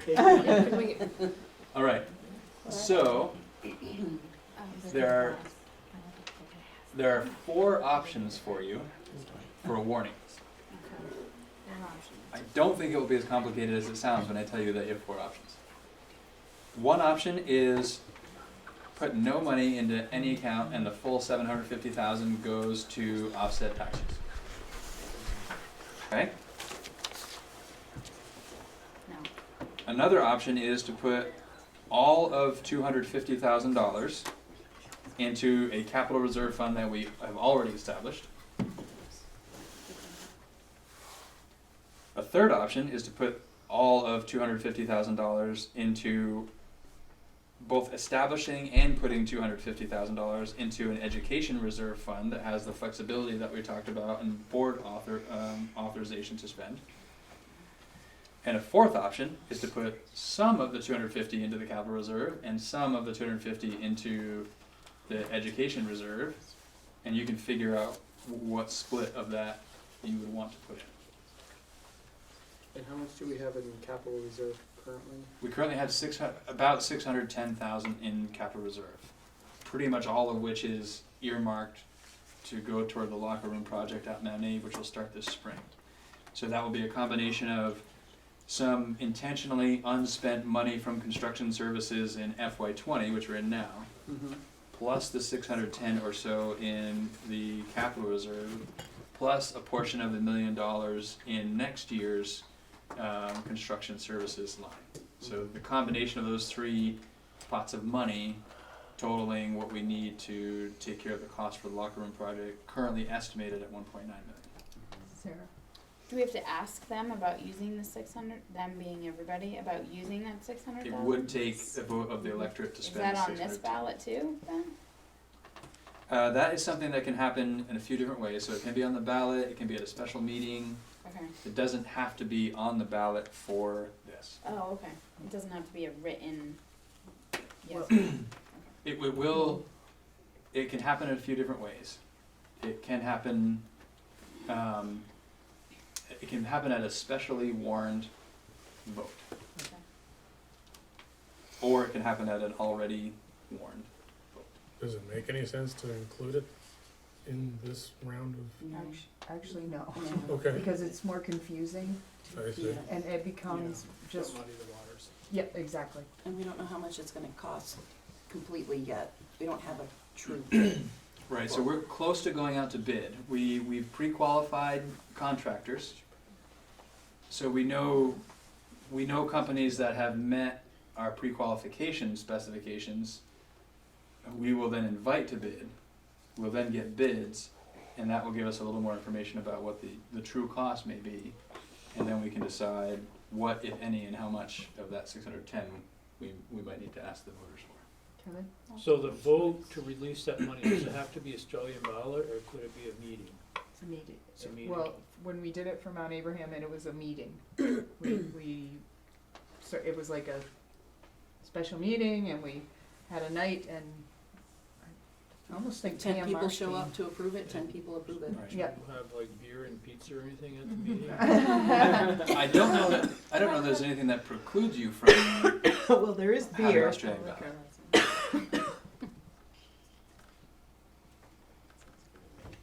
Krista? I just wanted to clarify, it's your recommendation that we go the education fund route? My recommendation is for the full 250,000 to go into the education reserve fund. And then can I ask a follow-up question? Do we know how easily the capital reserve fund passed? 2-to-1 margin, very easily. Okay. I just don't, So that's I wanna do what you recommend, but I'm concerned about, the closeness of the budget vote last year. Yeah. And don't wanna add any layer of complexity that would impact. Yeah, the capital reserve passed by flying colors. Okay, so you despite how don't have close any others were. concerns that changing that to an ed fund, or adding an ed fund My only concern would is, cause voters to pause and say, yeah, my only concern is going to be, didn't we just create one of these last year? uh-huh, And the answer is no, we created something like it, but it has a very different function. mhm. And so that's the only wondering I have. The number's a fair bit smaller at 250 rather than 610, Mhm. which I think is probably a positive thing in terms of getting a vote to pass. And given a 2-to-1 margin last year at 610, conceptually it's the same idea. Yeah, I'm not overly concerned. Liz. And I think we did a really good job last year of explaining that it was a fiscally responsible, it was like saving towards something that you want. And so if we can give that same kind of narrative toward this, that it's just a responsible choice because kind of statement, that would, I think it could go a long way. That was the easiest discussion I had last year. Right. And that's a statement that could be made at town meeting like you were talking about earlier, so there's an opportunity there. Right, and last year, I think, Dawn, you had drafted some language that Mhm. was distributed to everyone to have as, just so we could have a clear communication Right. for the town meeting, and I would propose doing that again, if you were up for that, or we could, you Mhm. know, Mhm. people, Yeah. somebody could volunteer for that. I think we have an item later to talk Talk about about- planning for annual meetings, so. Right. Okay. And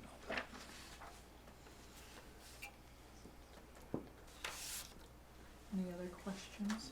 So do we, So, do so we want to action on the Well, warning first? we have four Straw poll. options. We ought to get clear on the option we're all going for. I haven't heard anybody say they wanted to go down the avenue of no money to offset taxes. So that option one, I think, is off the table.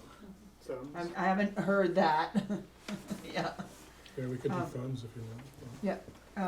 So the second option was 250,000 in the the already established capital reserve fund. What's that? Okay, that one's off the thing. The third option is to establish an education reserve fund and then add 250 to that fund. Okay. And then the fourth option was some in the capital reserve fund and some in the education fund. Okay, so looks like that's our option 3. Okay. Want me to read what the article actually says now, and that describes what we just talked about in simple terms? And we'll see if we can't muddy it up with some legalese. Right, I know.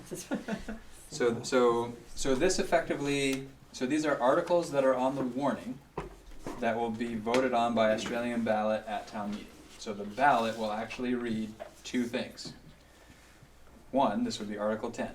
Shall the legal voters of the Mount Abraham Unified School District authorize the school board of directors to establish an education reserve fund to be initially funded with $250,000 of the district's audited fund balance existing on June 30, 2019.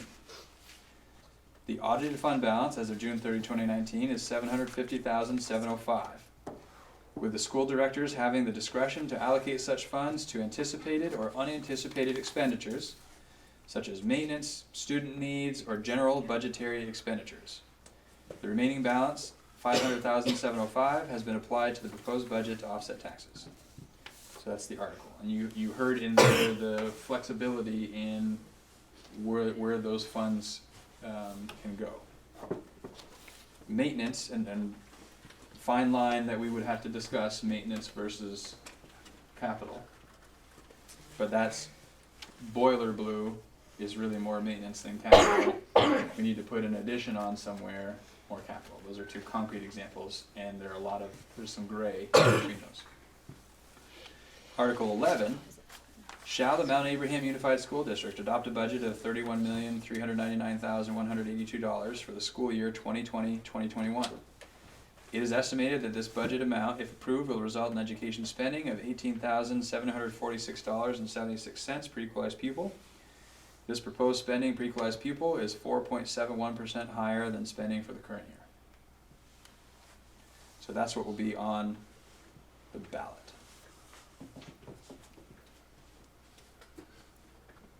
So you need a motion in order for us to discuss. Yes. So I make a motion to You want to Approve approve the what the- ballot warning as read, or the ballot Correct. as read? Yeah. Okay, is there a second? A second. Andrew? Okay, any discussion? So Article 10 is setting up the education reserve as well as putting in the 250. Correct. So both things are in that one article. Okay. And the assumption is if that does not pass, the 750 Oh, it in goes its automatically entirety in. goes automatically to offset taxes. Even though the taxpayer doesn't know that necessarily. Correct. And that was true last year with the 610. If the Right. 610 didn't get approved, the 610 would have gone into offset taxes. And then the order that they appear is also the way we did it last year. That is how we did it last year. Doing the fund first and then the full amount second. It is. Okay, seems a little backwards to me, but that's all right. Anyone else have a question? Comment? This is, Sarah? this is the language of, like, every ballot out there, right? So it's not like we have a lot of wiggle room with wordage. Yeah, I mean, we did Something slides in there.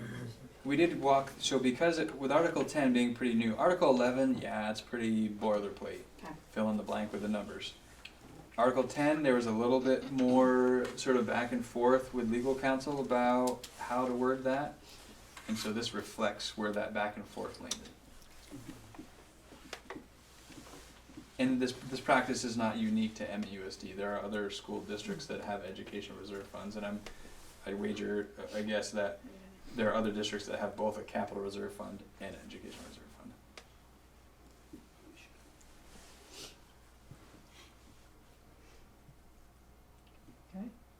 more questions? Alright, all those in favor of approving the ballot warning as it was read, please say aye. Aye. Any opposed? Any abstentions? Okay. Alright. Next action item is to approve the warning, which has a lot of the same language that was just read. And a couple of minor changes that I can explain, and I'm happy to do that first, or we can wait till the motion's made. Let's do it first. It makes things a little clearer for everybody. So the warning includes Articles 10 and 11 that we just read and that you just approved that'll be on the ballot.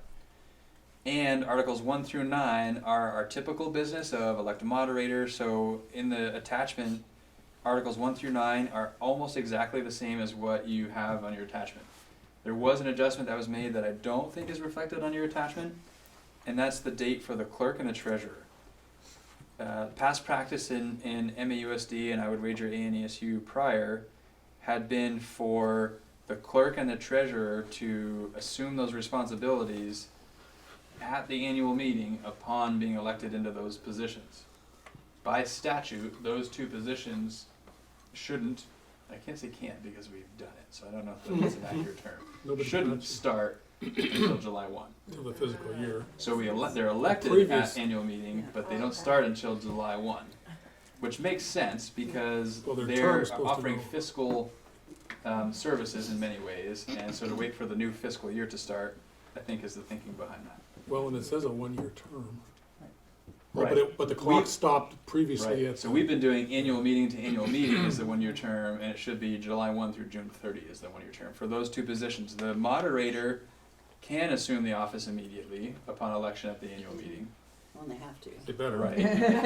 But the clerk and the treasurer should be July 1, so that's a change on this. And Karen's willing to be until 6:30. I was gonna say, does that leave you in the lurch for? Well, you've highlighted something that needs to be figured out.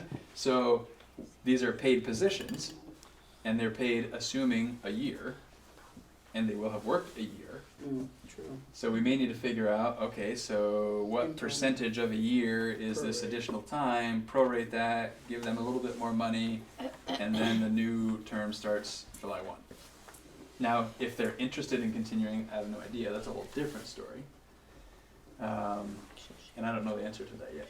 This is something that we, within the last couple of days, came to realize and haven't connected all those dots yet.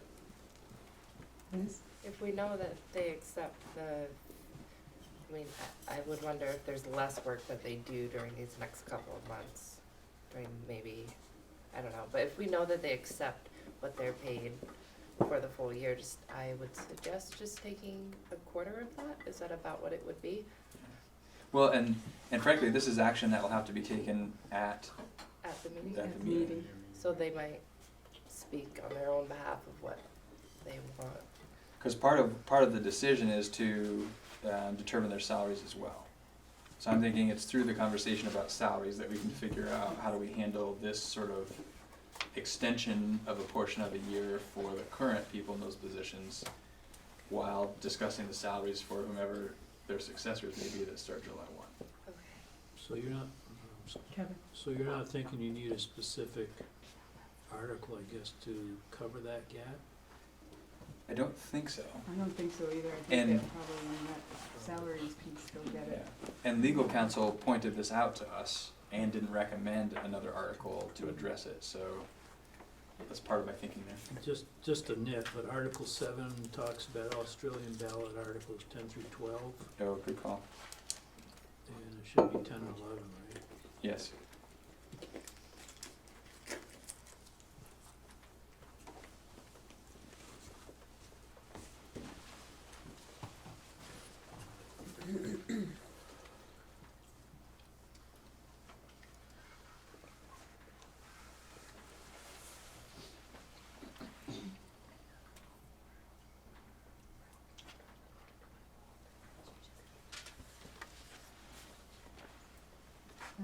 Any other Um, burning questions? Articles 2 and 3, they kind of take care of themselves anyway for that gap in time, other than payment, because it says serve a 1-year term or until the election and qualification of a successor. Right.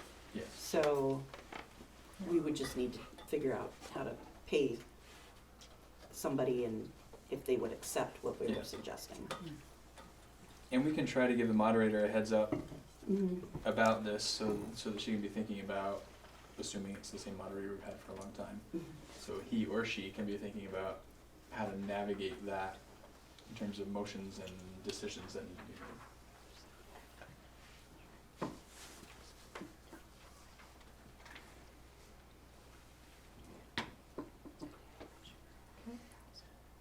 So, Copies for you to sign. Excellent. okay, so, then we can have a motion to approve the warning with the changes, because there was the change of, the 11 July 1. and the 12 to dates. 11. So, And Article 7. Mhm. that's marked on the copy. Wait, the clean copy. So moved. So I'll come by tomorrow. Okay. All right, Steve,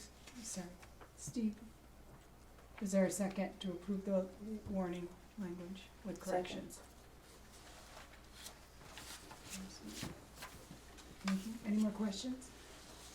All right, all those in favor of approving the warning with corrections, please say aye. Aye. Any opposed? Any abstentions? Okay. Moving right along. Feel like I missed something, did I? Nope. Next item, action item is to set the tuition rate for FY '21. That was in your packet. So is there a motion to set the tuition rates? So moved. Krista? Second. Everyone. Sarah. Sarah. That was a definite Generic second. there. Sarah. Sarah. Any discussion? Krista? Can you just take a second, Patrick, to explain what the tuition rate is? Sure, so we have, there are some students either who live in sort of a choice district. So I'm thinking about Buell's Gore, for example. Students who live in Buell's Gore can attend a choice of school districts. If they choose our district, there needs to be a tuition rate that is established that they pay to attend our district. Other scenarios are a family lives out of district but really wants their children to attend one of our schools, and therefore they pay tuition for their child or children to attend one of our schools. There needs to be a tuition rate established for that. So that's effectively what the tuition rate establishes in MAUSD. And Floyd can talk a little bit more about how the figure is arrived at. Generally, it tracks to some extent what our spending per pupil is. Thank you. With a little administrative overhead. That's, at a high level, if you want more detail than that.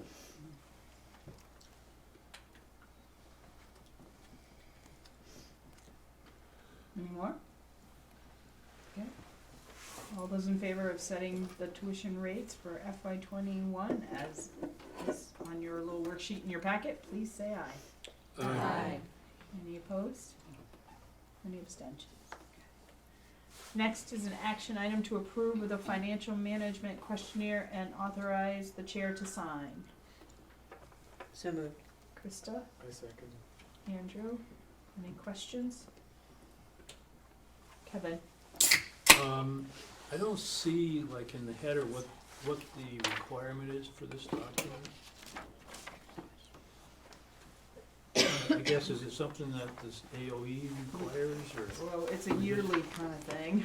It's We do it sort of every a- year. Yes. are bean counters required, or who? More the bean counters. So it's not a regulatory document then? Sort of an accounting practices kind of document, checks and balances, auditors like to see it. And then I have a question about, on the second page, the first line item says, does each town and school district official have copies of these policies and procedures, and we check the no box? I just wondered the rationale behind that. Floyd, can you explain? It's always been checked no. So How's the, that for a weak answer? so the prior question says, does the school district have written policies and procedures for financial operations? Right. Yes. Well, they're posted on the website. I So- don't know if that counts as the school, as the town officials having a copy of it. It's not like it's hidden from public knowledge, but Nor do you have, if I said, hey, can you show me your packet of policies? You couldn't produce one. So that's perhaps where that gets the no box. the question I had on this earlier when we were talking about the audit was the language that all the audits start with, which is, we're not making any opinion on your financial controls. Although we do sign this questionnaire. And the one question I had about it was, would it make some sense to, I don't know if this has ever been done or whether it's prudent or not, but ask a third party to give us their real professional opinion about our financial controls. And we If do. auditors are not doing it legally, maybe they're doing it informally as they're doing their audit. We do have financial audits from the AOE as well. So those they're not annual like this audit is, but they're, I don't know, once every 3 years is what's coming to mind. I don't know if that's accurate, but a And little they less give you regular. their opinion on your financial controls? Yeah, well, and what's interesting is we do get opinions, I guess, from auditors, right? They have findings or no findings, and we usually adhere to findings that they give us. So. Yeah, and I'm not necessarily thinking that something's amiss here or could be, have been missed, but, I could speak briefly to it. You get the report from them saying, from the auditor saying, nothing materially impactful. right, We have an internal document that we would receive, that we do receive, that says, this is not outside of what you should do, but here's a better practice that you may wanna consider. mm-hmm. So those type items do happen, and we do act have on an those internal. exchange, even though they're Correct. legally bound to tell everybody Right. that they didn't really do that. Right. And that's certainly not something that would be outside of our sharing. You know, Right, you right. know. No, I just, you know, when you start off the audit with that statement, it's like, okay, so why are we getting an audit? You know, it's, I'm wondering if this is the same document that's been used year after year, if this is almost, if that specific question is a throwback to when we had town school districts. So does each town official, you know, does it mean our select, because there's a select board question too. Or maybe that was what I assumed was a select board.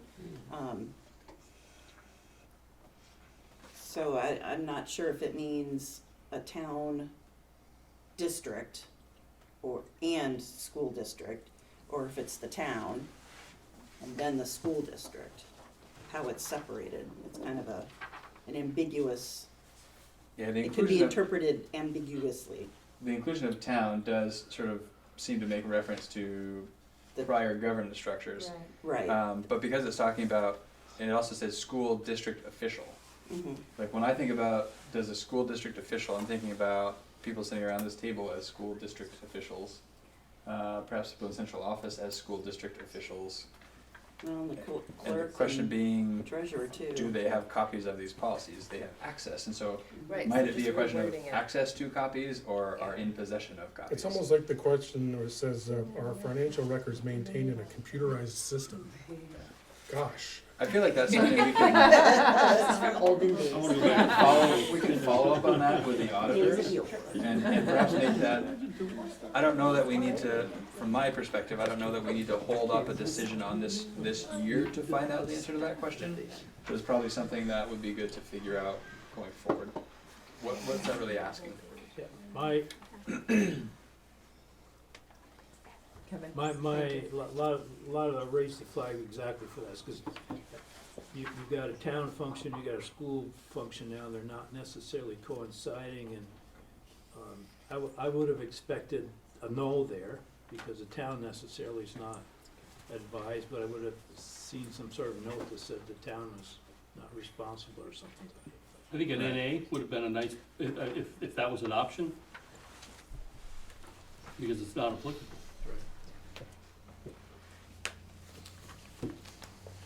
Any more burning questions? You do? No? No, No? I was hoping I was gonna hear from you today. All right, all those in favor of approving the financial management questionnaire and authorizing the chair to sign, please say aye. Aye. Any opposed? Any abstentions? Okay. Our next item is to authorize board members to speak on behalf of the school district at their local town meetings. So So, Krista and Andrew. I'll second. Okay. Would you like to discuss it? So here's where we wanna talk about having a No, cheat sheet. that's at the end, isn't it? It could be in here and there, Okay. because really could have, it could be covered in both spaces, I think. It'll be good to know what we're authorized to say on behalf of the board. Probably Some of you will have more freedom than others. I'm thinking of myself in particular. I think anything. I think last year we took the approach of when the legislators give an update, so it's really an update as to how things have been going in our district. And that seems to be a good way to go, so we're not getting into weeds, we're more just, here are the things we've been working on or grappling with. That keeps it at the right viewpoint, I think. Sarah? We had a hard time getting in at that spot, and so I don't know, do we just contact our town Right. officials, Yeah, you're- like now? Your select To board say, chair. this is when Or we'd your like to moderator. participate Your in moderator. the town meeting. Yep. Okay. And then And we just- said something like, Go ahead. that we'd stay after, we would be there or to Yep. answer questions Yep. at the end. And you Bristol folks, there's so many of you, you can all work out amongst yourselves, who or what, or if you're all there, how you wanna handle it, so. And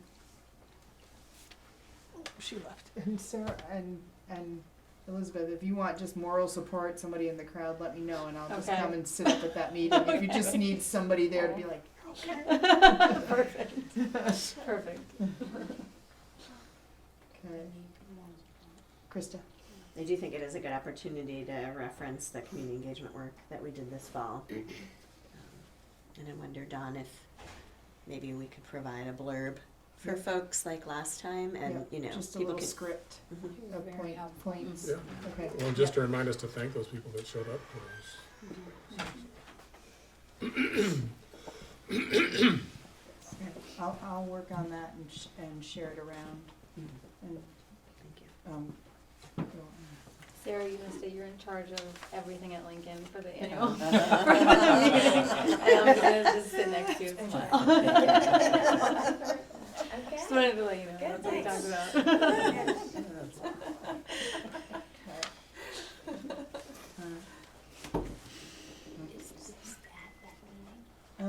No, this is for the annual meeting, Okay, so we can probably talk about that when we get down to M, perfect. okay? Alright, so, all those, I guess if nobody has any more questions, all those, well, wait a minute. Do our students have anything they wanna say? Do you wanna give us anything you think we should be sharing with our communities? Do you have anything we should be telling our communities? We have students on the board. Yeah. Well, Would you Yeah. want That'd be to an come to opportunity. the annual Point meeting out. or to the town meeting?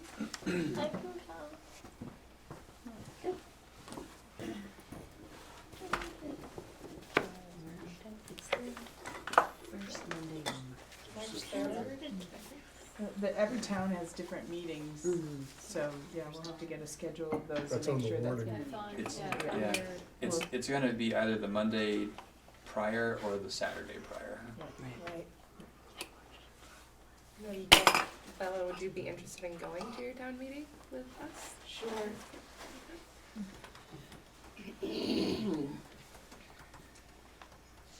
Alright. All those in favor of authorizing board members to speak on behalf of the school district at their local town meetings, please say aye. Aye. Any opposed? Any abstentions? Alright, the next is to accept the monitoring report, it's the one we received last month, and I just wanted to give you all time to read it and, take action at this meeting, so if there's a motion to accept the monitoring report for 4.3 agenda planning, that would be great. So moved. Steve, Second. Sarah, okay, any discussion? Kevin? I'm sure it's just a typo, but in item 1 summary, it refers to the assistant superintendent, and I think it seems like it should be the superintendent.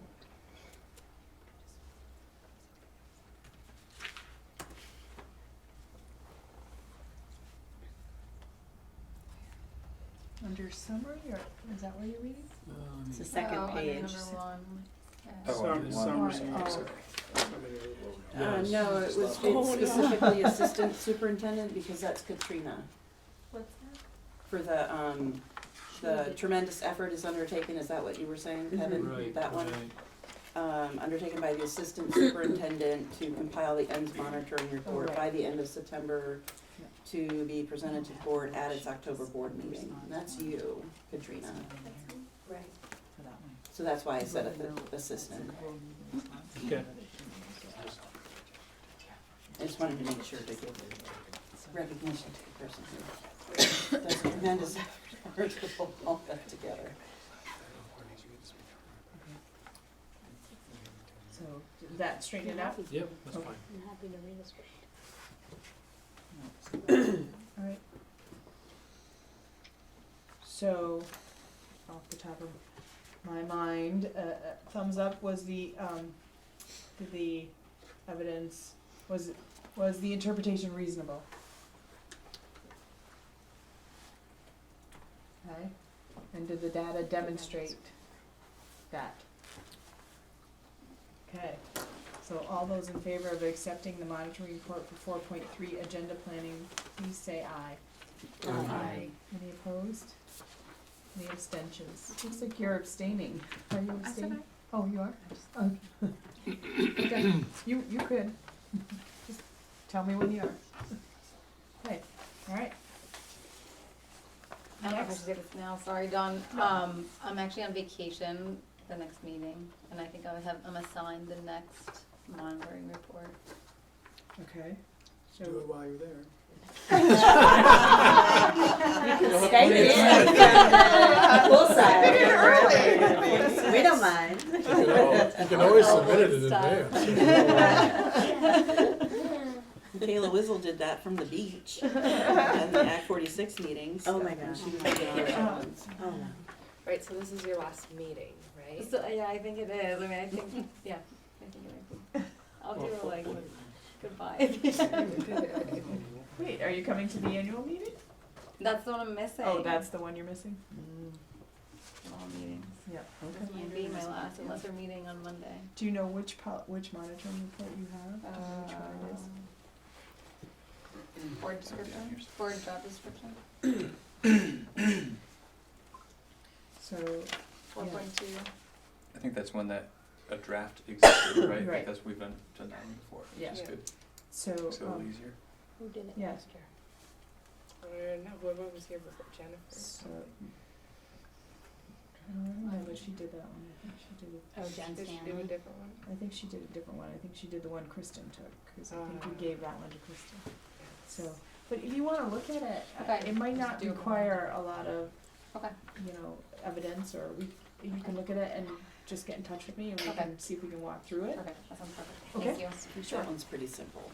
Yeah, I think it is. Okay, perfect. I think it is. Thank you. Thank you. No, thank you. Okay. That's pretty bad. I'm missing. We get our last down to the That's right. You have to earn those socks in that cage. Shouldn't have gotten so excited. You can have one. My wife will be warm. Yeah. All right, so now we're down to, it is now 8:15, And our meeting is supposed to end now at 8:15. So, and we are down to an action item about deciding which facilities scenarios to fully explore. I make a motion that we table action item L. Right, is that, no, sorry, H. H. Decide which facility scenarios to fully explore. Second. Alright, so Allison, Sharon, Steve. Alright, discussion? Krista? If I could, ask folks to, do we have the hard copy of the Community Engagement Committee update? I thought I asked Jennifer if she could make copies. That's, yeah, you did ask. It is linked if you have your, It's not Agenda. if you're able to get on digitally. But I'm just mentioning that because I wanted to just say a few words about what we did and why we're proposing we wait, especially for the folks that weren't there that are here from the public. So we did get through probably 2/3 of our agenda. The final third being to make recommendations to the board. And the first half of the day was spent reviewing all of the feedback from the community. And then the second half, we were in mixed groups, board members, administrators, and community members, spending a lot of time discussing each scenario and identifying benefits and trade-offs of each with respect to their ability to meet strategic goals and community values. And while we had some themes that I think emerged, we really didn't get to the point of making clear recommendations. It seems like we need an opportunity to focus just on that issue. And I think that those were the two outcomes of the retreat that we weren't able to attain, both making recommendations for the board of scenarios that would be worthy of future study, but also, and I think equally important, and this was talked about at the retreat, identifying ways to leverage the community interest and energy around things that connect this specific issue of our facilities to bigger issues like lobbying the legislature, looking at community partnerships, some of those issues that I think had a lot of energy in the community and speak to the connection of what our facilities plan looks like with what's going on, throughout our district in terms of our population and other challenges. So it's a lot. It would have been a lot for us to digest in this meeting. Don Patrick and I thought that there would be some value in seeing if Sue could join us for that special meeting if we decide to put it off until a later time. Looking at her schedule and our schedule, looking at board turnover and town meeting, we were trying to have that time be, and also because this is part of our timeline that we've stated with the community, we were trying to have a quick turnaround, which is why I think Don sent out an email with a couple of options for next week. So it is a quick turnaround, but that's kind of what our thinking was. The other thing that isn't on the community engagement report, but that I wanted to discuss once I guess we figure out if we want to table this or not, would be if there are any questions the board has that you might think about that we want to provide context to or bring to our conversation next week to help us gain clarity. So I don't know exactly what those might be, but if there's anything people feel like, it would be great to just know a little bit more about X, Y, or Z. Is that something you want to know right now, or do you Well, want us to no, send but I those in think to you somehow? This was just my idea, and we can talk about whether this makes sense, but my idea was maybe people could send those along after this meeting, and, I don't know how reasonable it is to get lots of in-depth information for a meeting that might be in just a few days, but there are a couple of things that I think, one specific example that we've talked about a lot is, in the scenarios is, some scenarios have a separate middle school option and some don't. And so, a question might be, what is the value of making that a priority in whatever we decide to do next? And what's the sort of the general feeling in the education community about the value of a separate middle school? For me, that might help me to want to put a recommendation in for a scenario to be studied that includes that. But I don't know if, getting that information would be helpful for folks. Anyway, I'll stop now, but. Sarah. My question about, I agree that we shouldn't rush the conversation of choosing which scenarios to look into and invest in. I think it's tricky to have such a quick turnaround, given that availability. I know that I'm not available for that conversation. And part of and not that I need to be, but I would like to be, given the investment already put into it, and also the availability of the community members who have been a part of it, and the availability of staff, administrators, teachers who have been a part of the conversation. I think it's tricky. So I don't know how we're going to be able to reconcile that, and then also just the jumping off point, like where will that meeting begin? Will it begin where we left off with before, So I guess I have questions about how that looks. Yeah, what are the impacts on face value of moving the meeting to after the election? Allison. After town meeting, I mean, I know we'll have board changeover, but whoever is elected to the board is going to have to deal with our recommendations regardless of whether they, whether we meet to make those recommendations before they're elected or not, so. I certainly personally wouldn't object if the discussion were to be postponed until after that happened. Allison? I think Sarah had her hand up before me. Go ahead, Allison. Two things. So, for me personally, I didn't realize that Saturday was proposed to be the last day that we were going to discuss that, and then we were going to take a motion as a board to move ahead with studying scenarios. I don't know if that's just something I didn't pick up on, but there seemed to be a little bit of confusion around that. So I'm glad that we didn't take that step. And then the second thing is,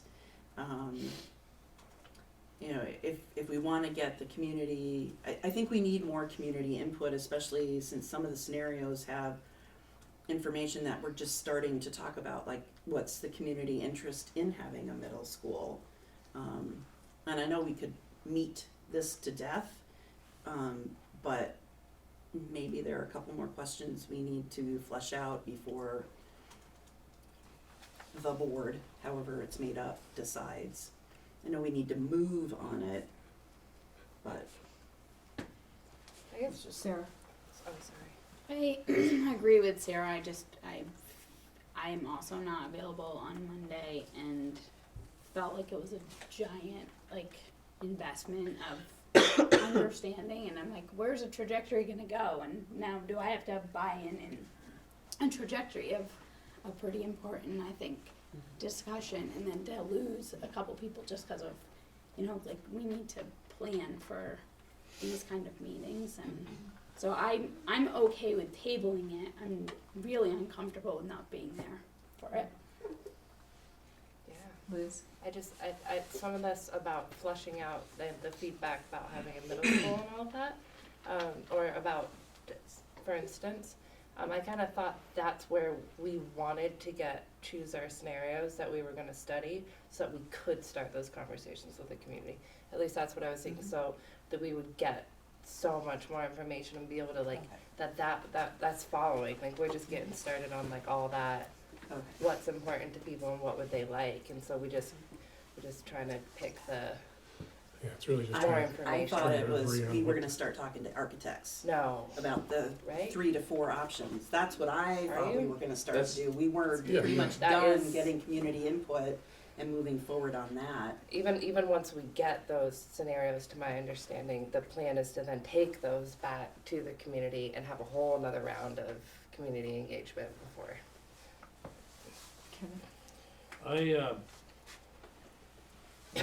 I set this issue aside once the email for rescheduling, so I still wanna formulate my thoughts.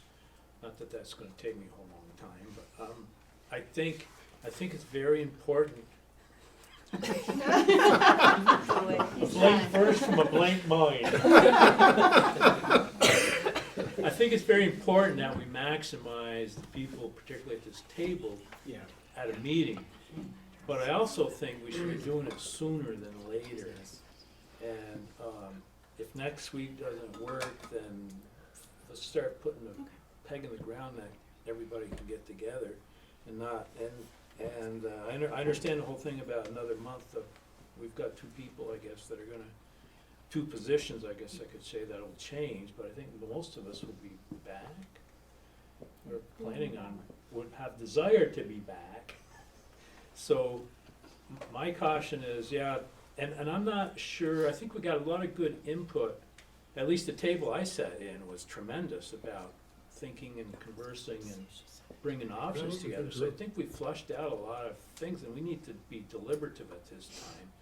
And like I said, sooner the better, but we need to have as many people around this table there as we can possibly get together for a meeting. Krista, did you? Another party that's not gonna be there for the annual meeting either, so. Krista, did you have something? Right, I was just gonna clarify what I think the design was, and we could talk about whether that design makes sense, but I think the design was, community input in the fall, a retreat with admin so that we were getting the opportunity to hear from educational leaders and layer that input in. And then, from those groups, develop, or sort of hang our hat on a couple of ideas that we wanted to further study with the help of architects, feasibility studies. Once those feasibility studies were worked through, we would bring those back to the community for additional input.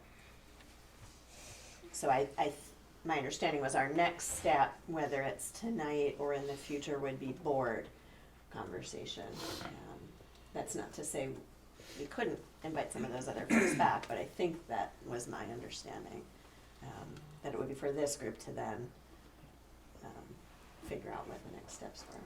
And to add a little more to that context, in talking with architects about like how long are we looking at for a study like this to be conducted, 3 to 6 months is the range that we were given. So the idea was, if a decision is made today about what to study, then we could feel confident, given a 3 to 6 month range, that by the summer's retreat, we have the results of that study for the board to look at and consider how and what to bring forward to the community to explore further, talk more about, and ultimately working towards some decision, whatever that may be. Sarah? Is this like, so Addison Central had Truex Collins or something like that do their presentation or part of it last night. Is that the kind of study we're having done? Like I guess think maybe something similar. Okay. In terms of understanding more about facilities, I think we'd be in a little different position than Addison Central. I don't know that it's necessarily better or worse, just different in that we would be able to say with a little more precision, these are 3 scenarios that we're interested in understanding more about, so they could apply that lens as they're studying facilities and needs and other things, which I think could offer some value to the process. One of the questions I have in the study, I think Sarah has a Okay. follow-up. Yep. So like option 1 was status quo, which is just looking at, I'm not actually sure, that would be like their Collins, Truex, whatever it's called, study. because it's just looking at here's what we have and here's the basic needs to get it up to whatever and maintenance. And then there were a couple of other options that were open to, you know, multiple, you might need 2 elementary schools, but you would still need that study to kind of get you to that spot. Am I correct? It's a lot of the same information, yes, because part Right. of what they would also look at is what's the sort of functional capacity of each school, Right. given their makeup, in addition to the needs of the school, immediate, long range. There will for sure be work out of our office that needs to be done, thinking about sort of from an educational practices, right? They're not educators, so there's an educational lens that needs to be applied as well. And it's that combination of all of that work that is 3 to 6 months that they're anticipating. So is that something we could authorize to have happen sooner rather than later without going, I'm just throwing Sure. that out there. From my perspective, the design of our approach, and Krista, you can say otherwise if you think so. The design of our approach was, so other places have gone to a place of, let's do a facilities study. Right. And from that, we'll talk with our communities about options that we as a board think warrant further discussion or decision. Our approach is very different. Let's engage with the community first, get a sense of community values. What is it we might strive to achieve as we think about facilities? Then, with that information, let's talk about what scenarios are we interested in knowing more about and working with the community to arrive at those, and then studying those scenarios. So I think the when and the how the community is engaged with is different for us. Yeah. And I want to make sure that we're not straying from that. Agreed. Steve? So just to sort of repeat what you said earlier, this exercise isn't necessarily just a building exercise. There's lots of, not just educational issues, but sort of business management, financial wizardry involved in picking apart the different, oh, that's gonna cause this to happen, or that's gonna cause this to happen. I'm assuming you guys feel that you can plug that piece into whatever the architectural numbers say? We feel that way, I think, Okay. and we'll see when we Without start doing maybe that. pulling even another person in from outside to, I think there's potential that we analyze need the to do whole- that, yes. yeah. And I've already had some conversations with people, giving them a heads up that we may need to reach out for some help. Okay. Andrew? So it sounds like this conversation is about when we're gonna get back together and pick these scenarios. Is there some sort of time advantage for us if the board could at least agree to go with option 0, because we wanted to study that as a baseline and get that one moving, and then pick the alternatives to option 0, or was it 0? It was One. One. Option 1, status quo. Whatever it was. Patient Status zero. quo 1 plus. Ground zero. Well, status quo might also provide some baseline information for But sort the of, other if we're sort of scenarios. agreeing that that would be something we would wanna look at in comparison to whatever else we chose, that we could start to task someone to get working on that. I don't know if there's any time advantage to that. Perhaps, I guess where my mind is going, maybe there's a time advantage, maybe even more likely thinking about potential implications procedurally and public perception-wise. If we are studying one and only one at that point, what message does that send to our community?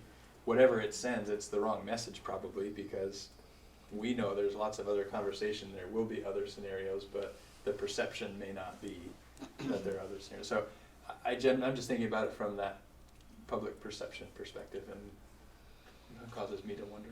Well, in writing a proposal, you'd rather write one proposal for the whole work rather than piecemeal it out. Yeah. Kevin? Yeah,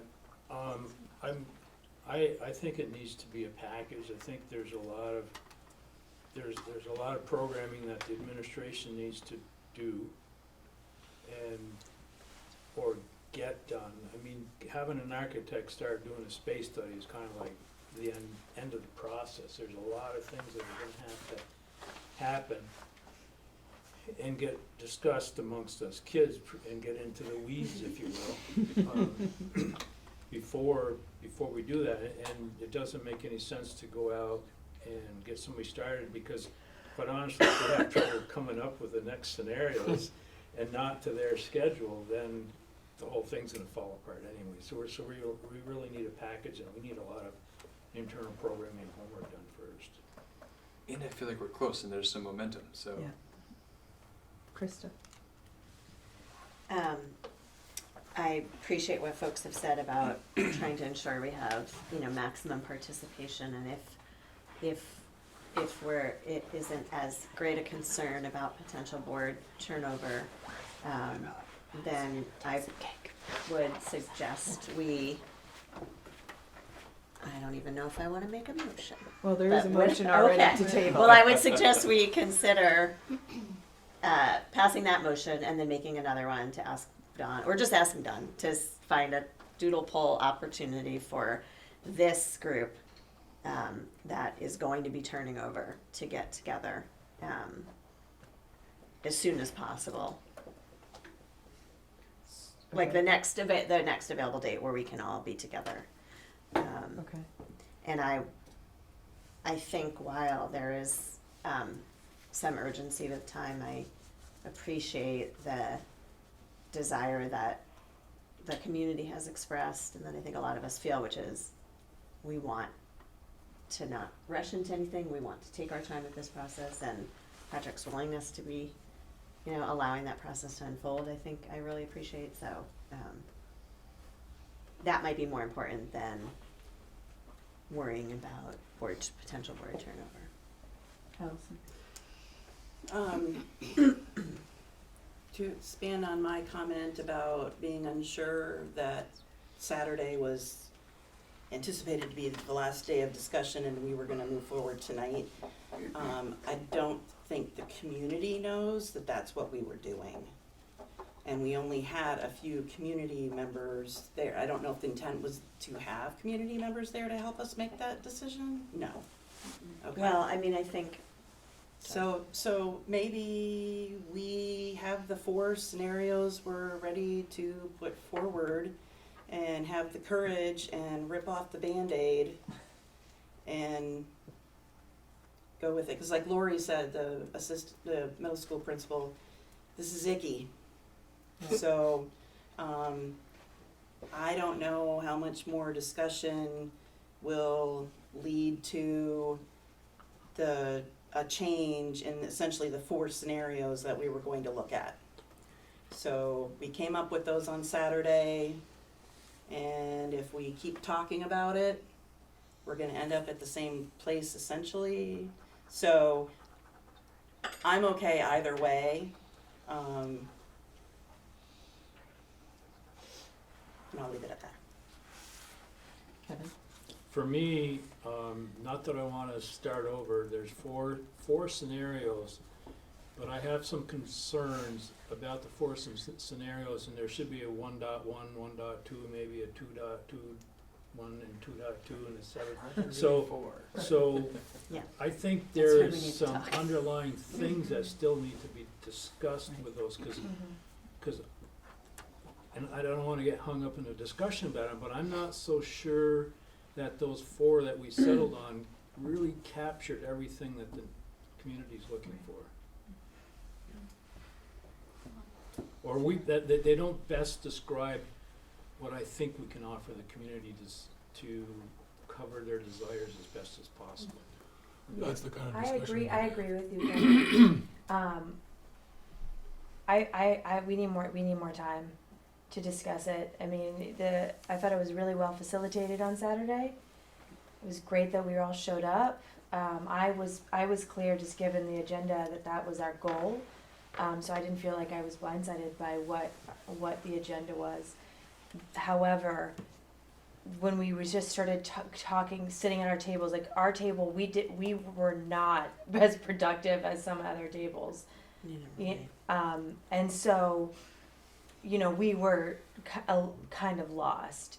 And so to go from that to then voting here, I would rather not. And I would rather meet again with this body or with the next board, because the next board is gonna be taxed with having to work with this whole process that we've been undergoing.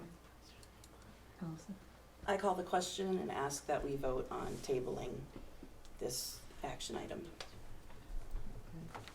Or act on the motion on the All right, floor about tabling. all right. Well, let's just ask the question.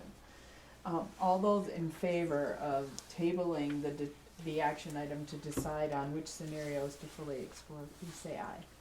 Aye. Any opposed? Any abstentions? Now, I think I heard that you want me to go out and look for another date, and as soon as we can get all the parties that need to be there, get it in action. And could I ask also that maybe Dawn, somehow we get a synopsis of the interpretation of the things we're thinking of talking about? Krista, might you have some Or enlightenment? maybe they might already exist. Is that the next No. agenda item? No, it's not, but at the very bottom of my report, it says the Community Engagement Committee will prepare a full report of this retreat to share. Okay, great. So yes, it's in the Okay. works, yes. Great. Because, just even referencing it tonight begs the need to get it out to everybody. What did we Right, do? so What that we did all talk know about? exactly Yes. where we ended up Yeah. and can move beyond that. All right. Can I briefly put a plug in about the doodle poll that I'm assuming will help get out there?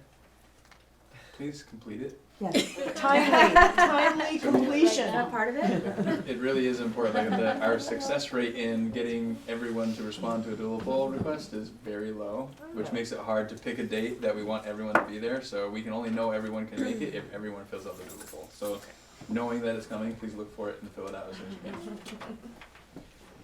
Yes. Okay, next is an update on negotiations. We've had one meeting and all is well. Not a lot to report, all is well. Thank you. We're Thank meeting this you. week. Thank you. All right, next, an update Community Engagement Committee. Do you have any more to add? No, ma'am. All right. Legislative update, VSBA, go Kevin. So there was a meeting the 8th of this month, and it was actually a pretty full meeting, and I did send around some highlights to everybody, and I don't have any additional information, but just to recap, there was a presentation or discussion with the employers of the VHI Bargaining for Health, talking about different things to tweak, if you will, or change with the existing statute. And they were talked in the afternoon with Senator Baruth, who is the education chair. Couple things that they dwelled on is the finding was a one-page document. There was no rationalization of why the arbitrator chose which position he did. And then they commented something to the fact that the NEA went back, the union's NEA, right? Or, yeah, NEA went back and wanted to push for a immediate start date as opposed to the calendar year start date. And the arbitrator wrote 4 pages on that decision. So there's a big push to get commentary, rationalization when this cycle happens again. There is, and I think on both sides, I got the impression, a displeasure with this arbitration style where you pick one side or the other, and there will likely be some modifications to allow the arbitrator to pick and choose or modify based on hearings on both sides. Like I said, Senator Ed Phil Baruth came and talked about the Senate's agenda and plans. He alluded to both the Senate and the House didn't have big plans. They both had a couple little pet projects to do. But from his point of view, there's gonna be a lot of time spent on Act 11 and Act 173, which comes into play a lot with the, what's it called? Waiting study, the waiting study, which will probably be a big discussion. People at the VSBA made it clear to him that it should be looked at as a package deal, that if it starts getting politicked and this gets tweaked and that gets tweaked, it's kind of like a house of cards and it will all collapse, because it was, everybody seems to think it was a very well done report, and is probably as good as you can get with a report. There was a person, it was headed up by UVM, there was co-sponsored or co-written or co-studied with somebody from Rutgers who actually came up on that particular day to testify with the UVM people, and then there was another company, I can't remember the name. So there's a lot of activity there. They did report out on a lot of activity that the VSBA is getting spun up with, which they have since sent out an email to everybody with a summary.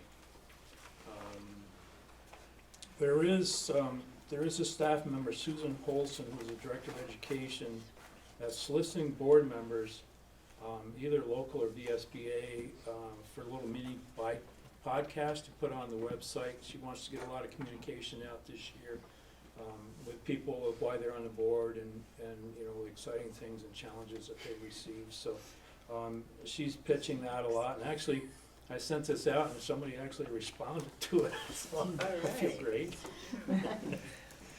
And regional meetings, I sort of talked, the last meeting that they were looking to do spring meetings instead of fall, and they backpedaled on that, and they've changed back to fall meetings with a discussion in the fall as to whether it makes more sense to do the regional meetings in the spring or keep them in the fall. There's, I don't have any experience with it. Apparently the staff feels that they are not as well attended as they could be if they were done at a different point in the year.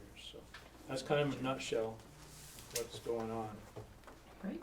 We're in legislative season, so. All right, thank you. All right, community council update. So, we had a meeting on Monday, and we approved a video game club, which is going to start up in the next few weeks. And we also approved a chess club, and that's already started. It's been a big hit, which is good. We approved a board game club, and we just need to advertise about it more. And then we had a proposal for a running club, which we approved. And then we also had a proposal for an alpine ski club through Bolton Valley. And we asked the people to come back with a bit more information about transportation and financial stuff, and we were talking about maybe developing a thing in the budget about just focusing on giving students equal access to all these different opportunities that may limit some people financially, because Bolton does give out scholarships, but there's still rental stuff if you don't have your own fees, or if they don't have donated equipment. So, and then I think, is there anything else? You're meeting in the 3 groups also? Yeah, we're subcommittees. meeting in subcommittees. We have the school board group, which is obviously working to communicate with you guys between us. And then we have the Constitution group, which they're trying to revise our Constitution. And then we have PR and media. So just while working to spread the word about community council, and yeah, I think that's it. Great, thank you. Does anyone have any questions for Hannah? Can we get that PR group to work for I us? was gonna say. Yeah, we need a little help. Hannah, how many people have to sign a petition to have the council approve a club, like the running club or the chess club? So we're proposal based. So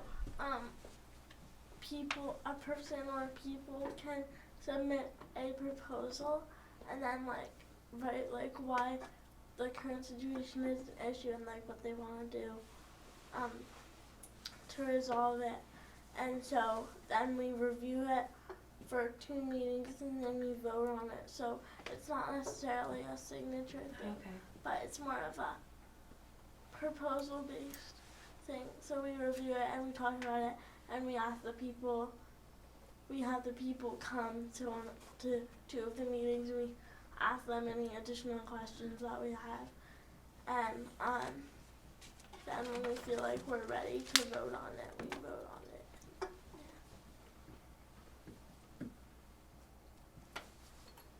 it. Liz? I would just like to compliment the community council crew on having a lot of questions when somebody comes in with a proposal. I'll skate by the community council. Yeah. It's like the Shark Tank. That's awesome.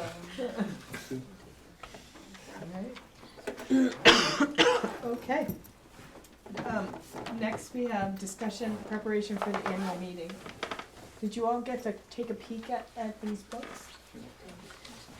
They're still very drafty, but So while you're passing that around and looking through it, at the last meeting you asked me to put some additions in the chair letter, which I did. But in looking at the format of what's there, it really you asked me to point out more things that were happening at the schools, which I did. But now it seems very redundant because there's some great stuff already in there. It doesn't seem like I should go down that avenue with the chair letter. Maybe spend more of the time explaining the budget stuff. Yes. It seems like a better way to, because there's 2 and 3 places where there's school-based information in that report like it is there. So I'm going to have to rewrite my letter completely. But I think that would be better to take that piece out. You could talk about board highlights. I could talk about what? Board highlights. Oh, board Highlights. New jackets. Okay, swag. Maybe not the jacket. And highlight how the budget reflects the strategic plan and Yeah. what the Yeah, I could the strategic elaborate. plan is working toward the specific 2 things that Take all of my new vest. the administration is focusing on. Okay, so that'll be tomorrow's work because Jen's waiting on it. Sarah. Can I do, this is gonna sound really crazy, but when I was glancing through this, I think it's just a positioning piece, because I'm like, oh, at Beeman, they built a mud kitchen, and I read down, I'm like, and we had a lockdown. And I was like, oh, I just feel like maybe pull the safety drills from all the schools and do like one compilation of a summary of safety stuff that's happening, and then hit on the highlights. It just felt, I'm sorry. That's for that PR. Yeah, I was just like, group would oh, and really then come we in had, handy. yeah, right. Anyway, it's just, I think, a positioning piece. It's good to highlight the safety, but maybe pull it together.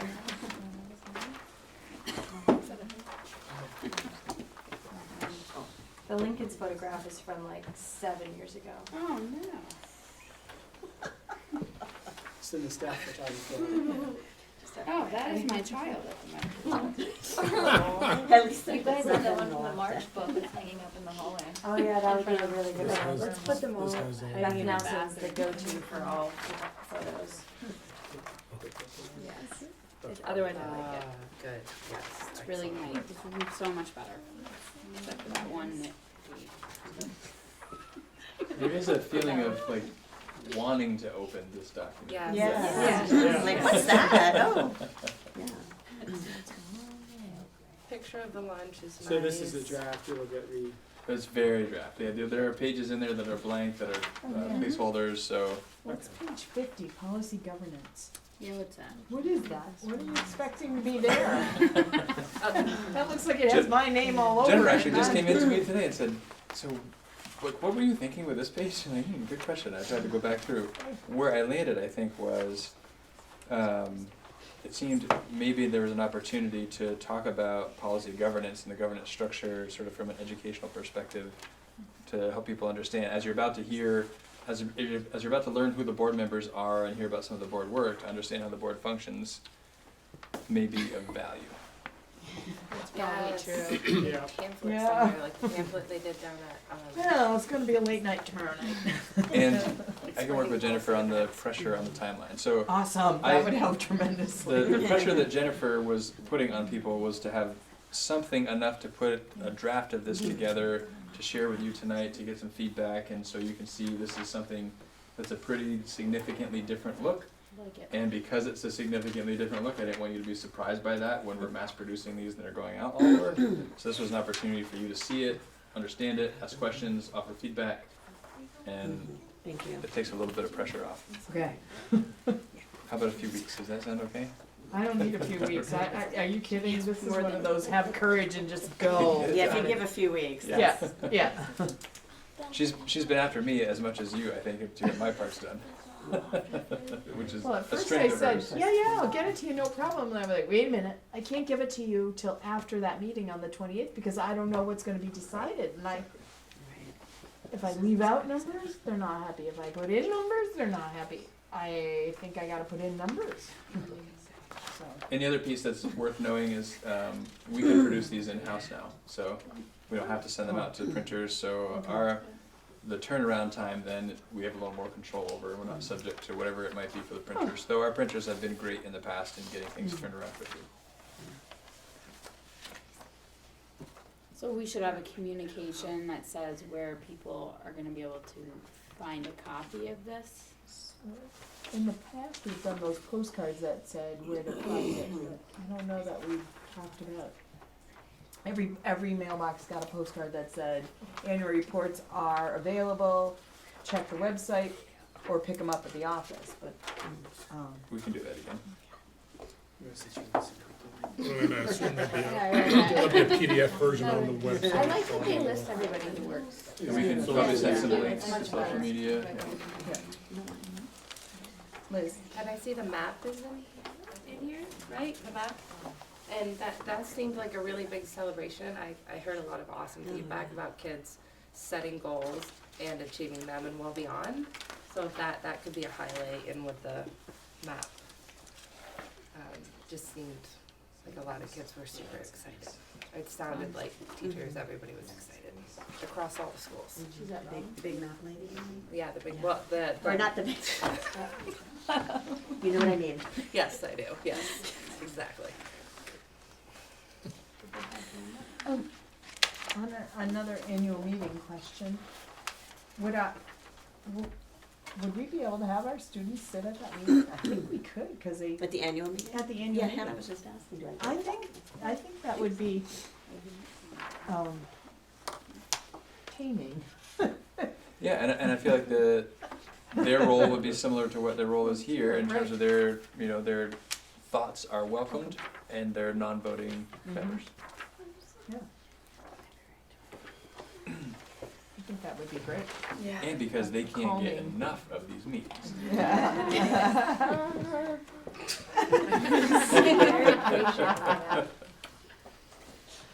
I have one Sarah. more question about the meeting. Just as a reminder, there's first the annual meeting, Right. and then we have our other Regular meeting. business And meeting. at that, the Hannaford Career Center also comes to that meeting. Remember, we talked about moving that to having a presentation time, a period, we talked about this like several meetings ago about picking so many times a year when we have presentations. So I'm planning. And nothing else, or Well, no? Planning, at this Or- meeting, this is when we have our presentations, and this is when we have our presentations, instead of cramming it in. Because we don't have any control over how long the annual meeting goes. We Right. sit and wait until it's done, and then we have to begin ours at the conclusion of it, so. So does that Hannaford Career Center need to come to that meeting, or can it come to the following one? I'm just curious. I think the idea is similar to our annual meeting in that it's an opportunity for the Career Center director to explain the budget that people are gonna vote on. Okay. That's true. So is that the first thing at the, on our agenda? It Once has we been get to the historically, yeah. second Yeah. part of the meeting, Yeah. okay. And that's typically out of respect of their Career Center director, so they can get in, do their piece and go, not Yeah. have to hang around for us. Though they hang around for us because our annual meeting usually runs over. I think last year we started an hour late, Yes. close to it. And there's nothing we can do about it. I mean, Well, we got more budget Yeah. line items this year, so that should solve. well, they wanted a different report, and they're getting a different report. They asked for more information, and we have responded. Yes. Whether it Yeah. solves the problem or exacerbates the problem, we'll have to see that day, I guess. Right. And the Hannaford annual meeting is February 12th. Okay. If anybody is interested in attending and getting information about the upcoming budget and things that have gone on in this past year. Are we done? No, we're not done. Hang on.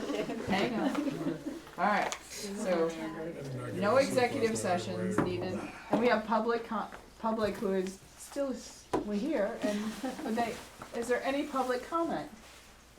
Oh, sorry. Just amongst each other. We were speaking fondly about our, like our high Fun school English teachers. teachers. We were, it was education related. No, I just came to hear, to listen, and, yes, and I am, you know, I have spoken before that I am the president of the Teachers Association, and we are kind of working to try to get a little bit more of a presence here, just so that we hear what's going on and, you know, and just, you know, hopefully have some things to say at public comment. So thanks for having me. Thanks for having me, for all your work. Did we have an Anyone else? M? Did we vote for an M? Yeah, well, that we moved M to be the discussion and community council to L, so we got through it. Oh, okay. Yep, we just Okay. got through all of it. Now, any other public comment? Please have some cake. Take some I'm with taking you. some. Next, we need to do our meeting evaluation, but I wanted to ask you a question about whether you would, if you think it would be useful to have one person appointed at the meeting to, throughout the meeting, look to evaluate as we go, and then at the end, they complete the evaluation based on their observations. What do you think about that? Yes. I think that sounds fun. And would Everybody willing to would they see- say then, here's what I said, does everybody agree at the end, or no? Just, we're appointing Their you, evaluation. It would be their evaluation. their I think, evaluation. of- So, I mean. So are you gonna assign it every month, and if somebody doesn't show up to the meeting, you have to reassign it, or? We could, or we can, Volunteer. yeah, we can volunteer. Or assign it at the beginning of the meeting. and- Yeah, at the beginning of the And meeting, put we could your say. name in with the agenda item. Oh, I was Kristen. like, She's not- Technique Houston class. You can handle it. Yeah. I'd have to bring All right, let's something. try it and see what happens. But does somebody have the computer open that they could do the board evaluation? Maybe Sarah? Sure.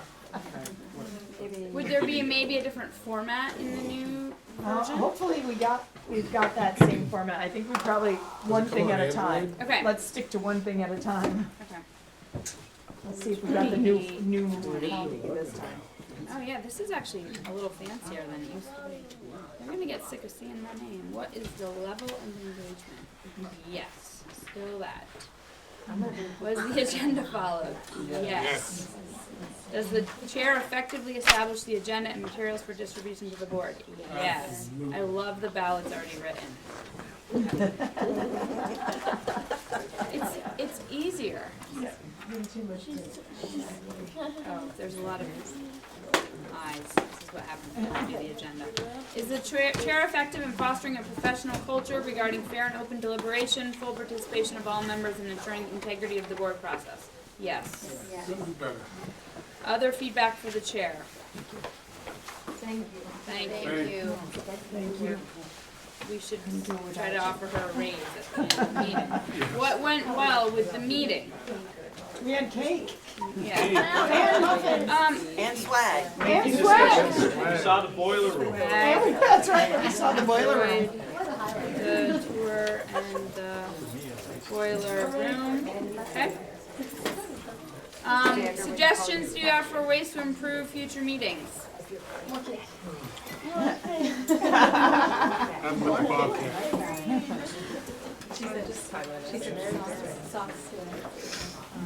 Soft, sweet, and sad. Sweet, Okay, are you all set? All right, all those, is there a motion to adjourn? So moved. Second. Sarah and Steve, all those in favor of adjourning, please say aye. Aye. Any opposed? Any abstentions? Oh, yeah.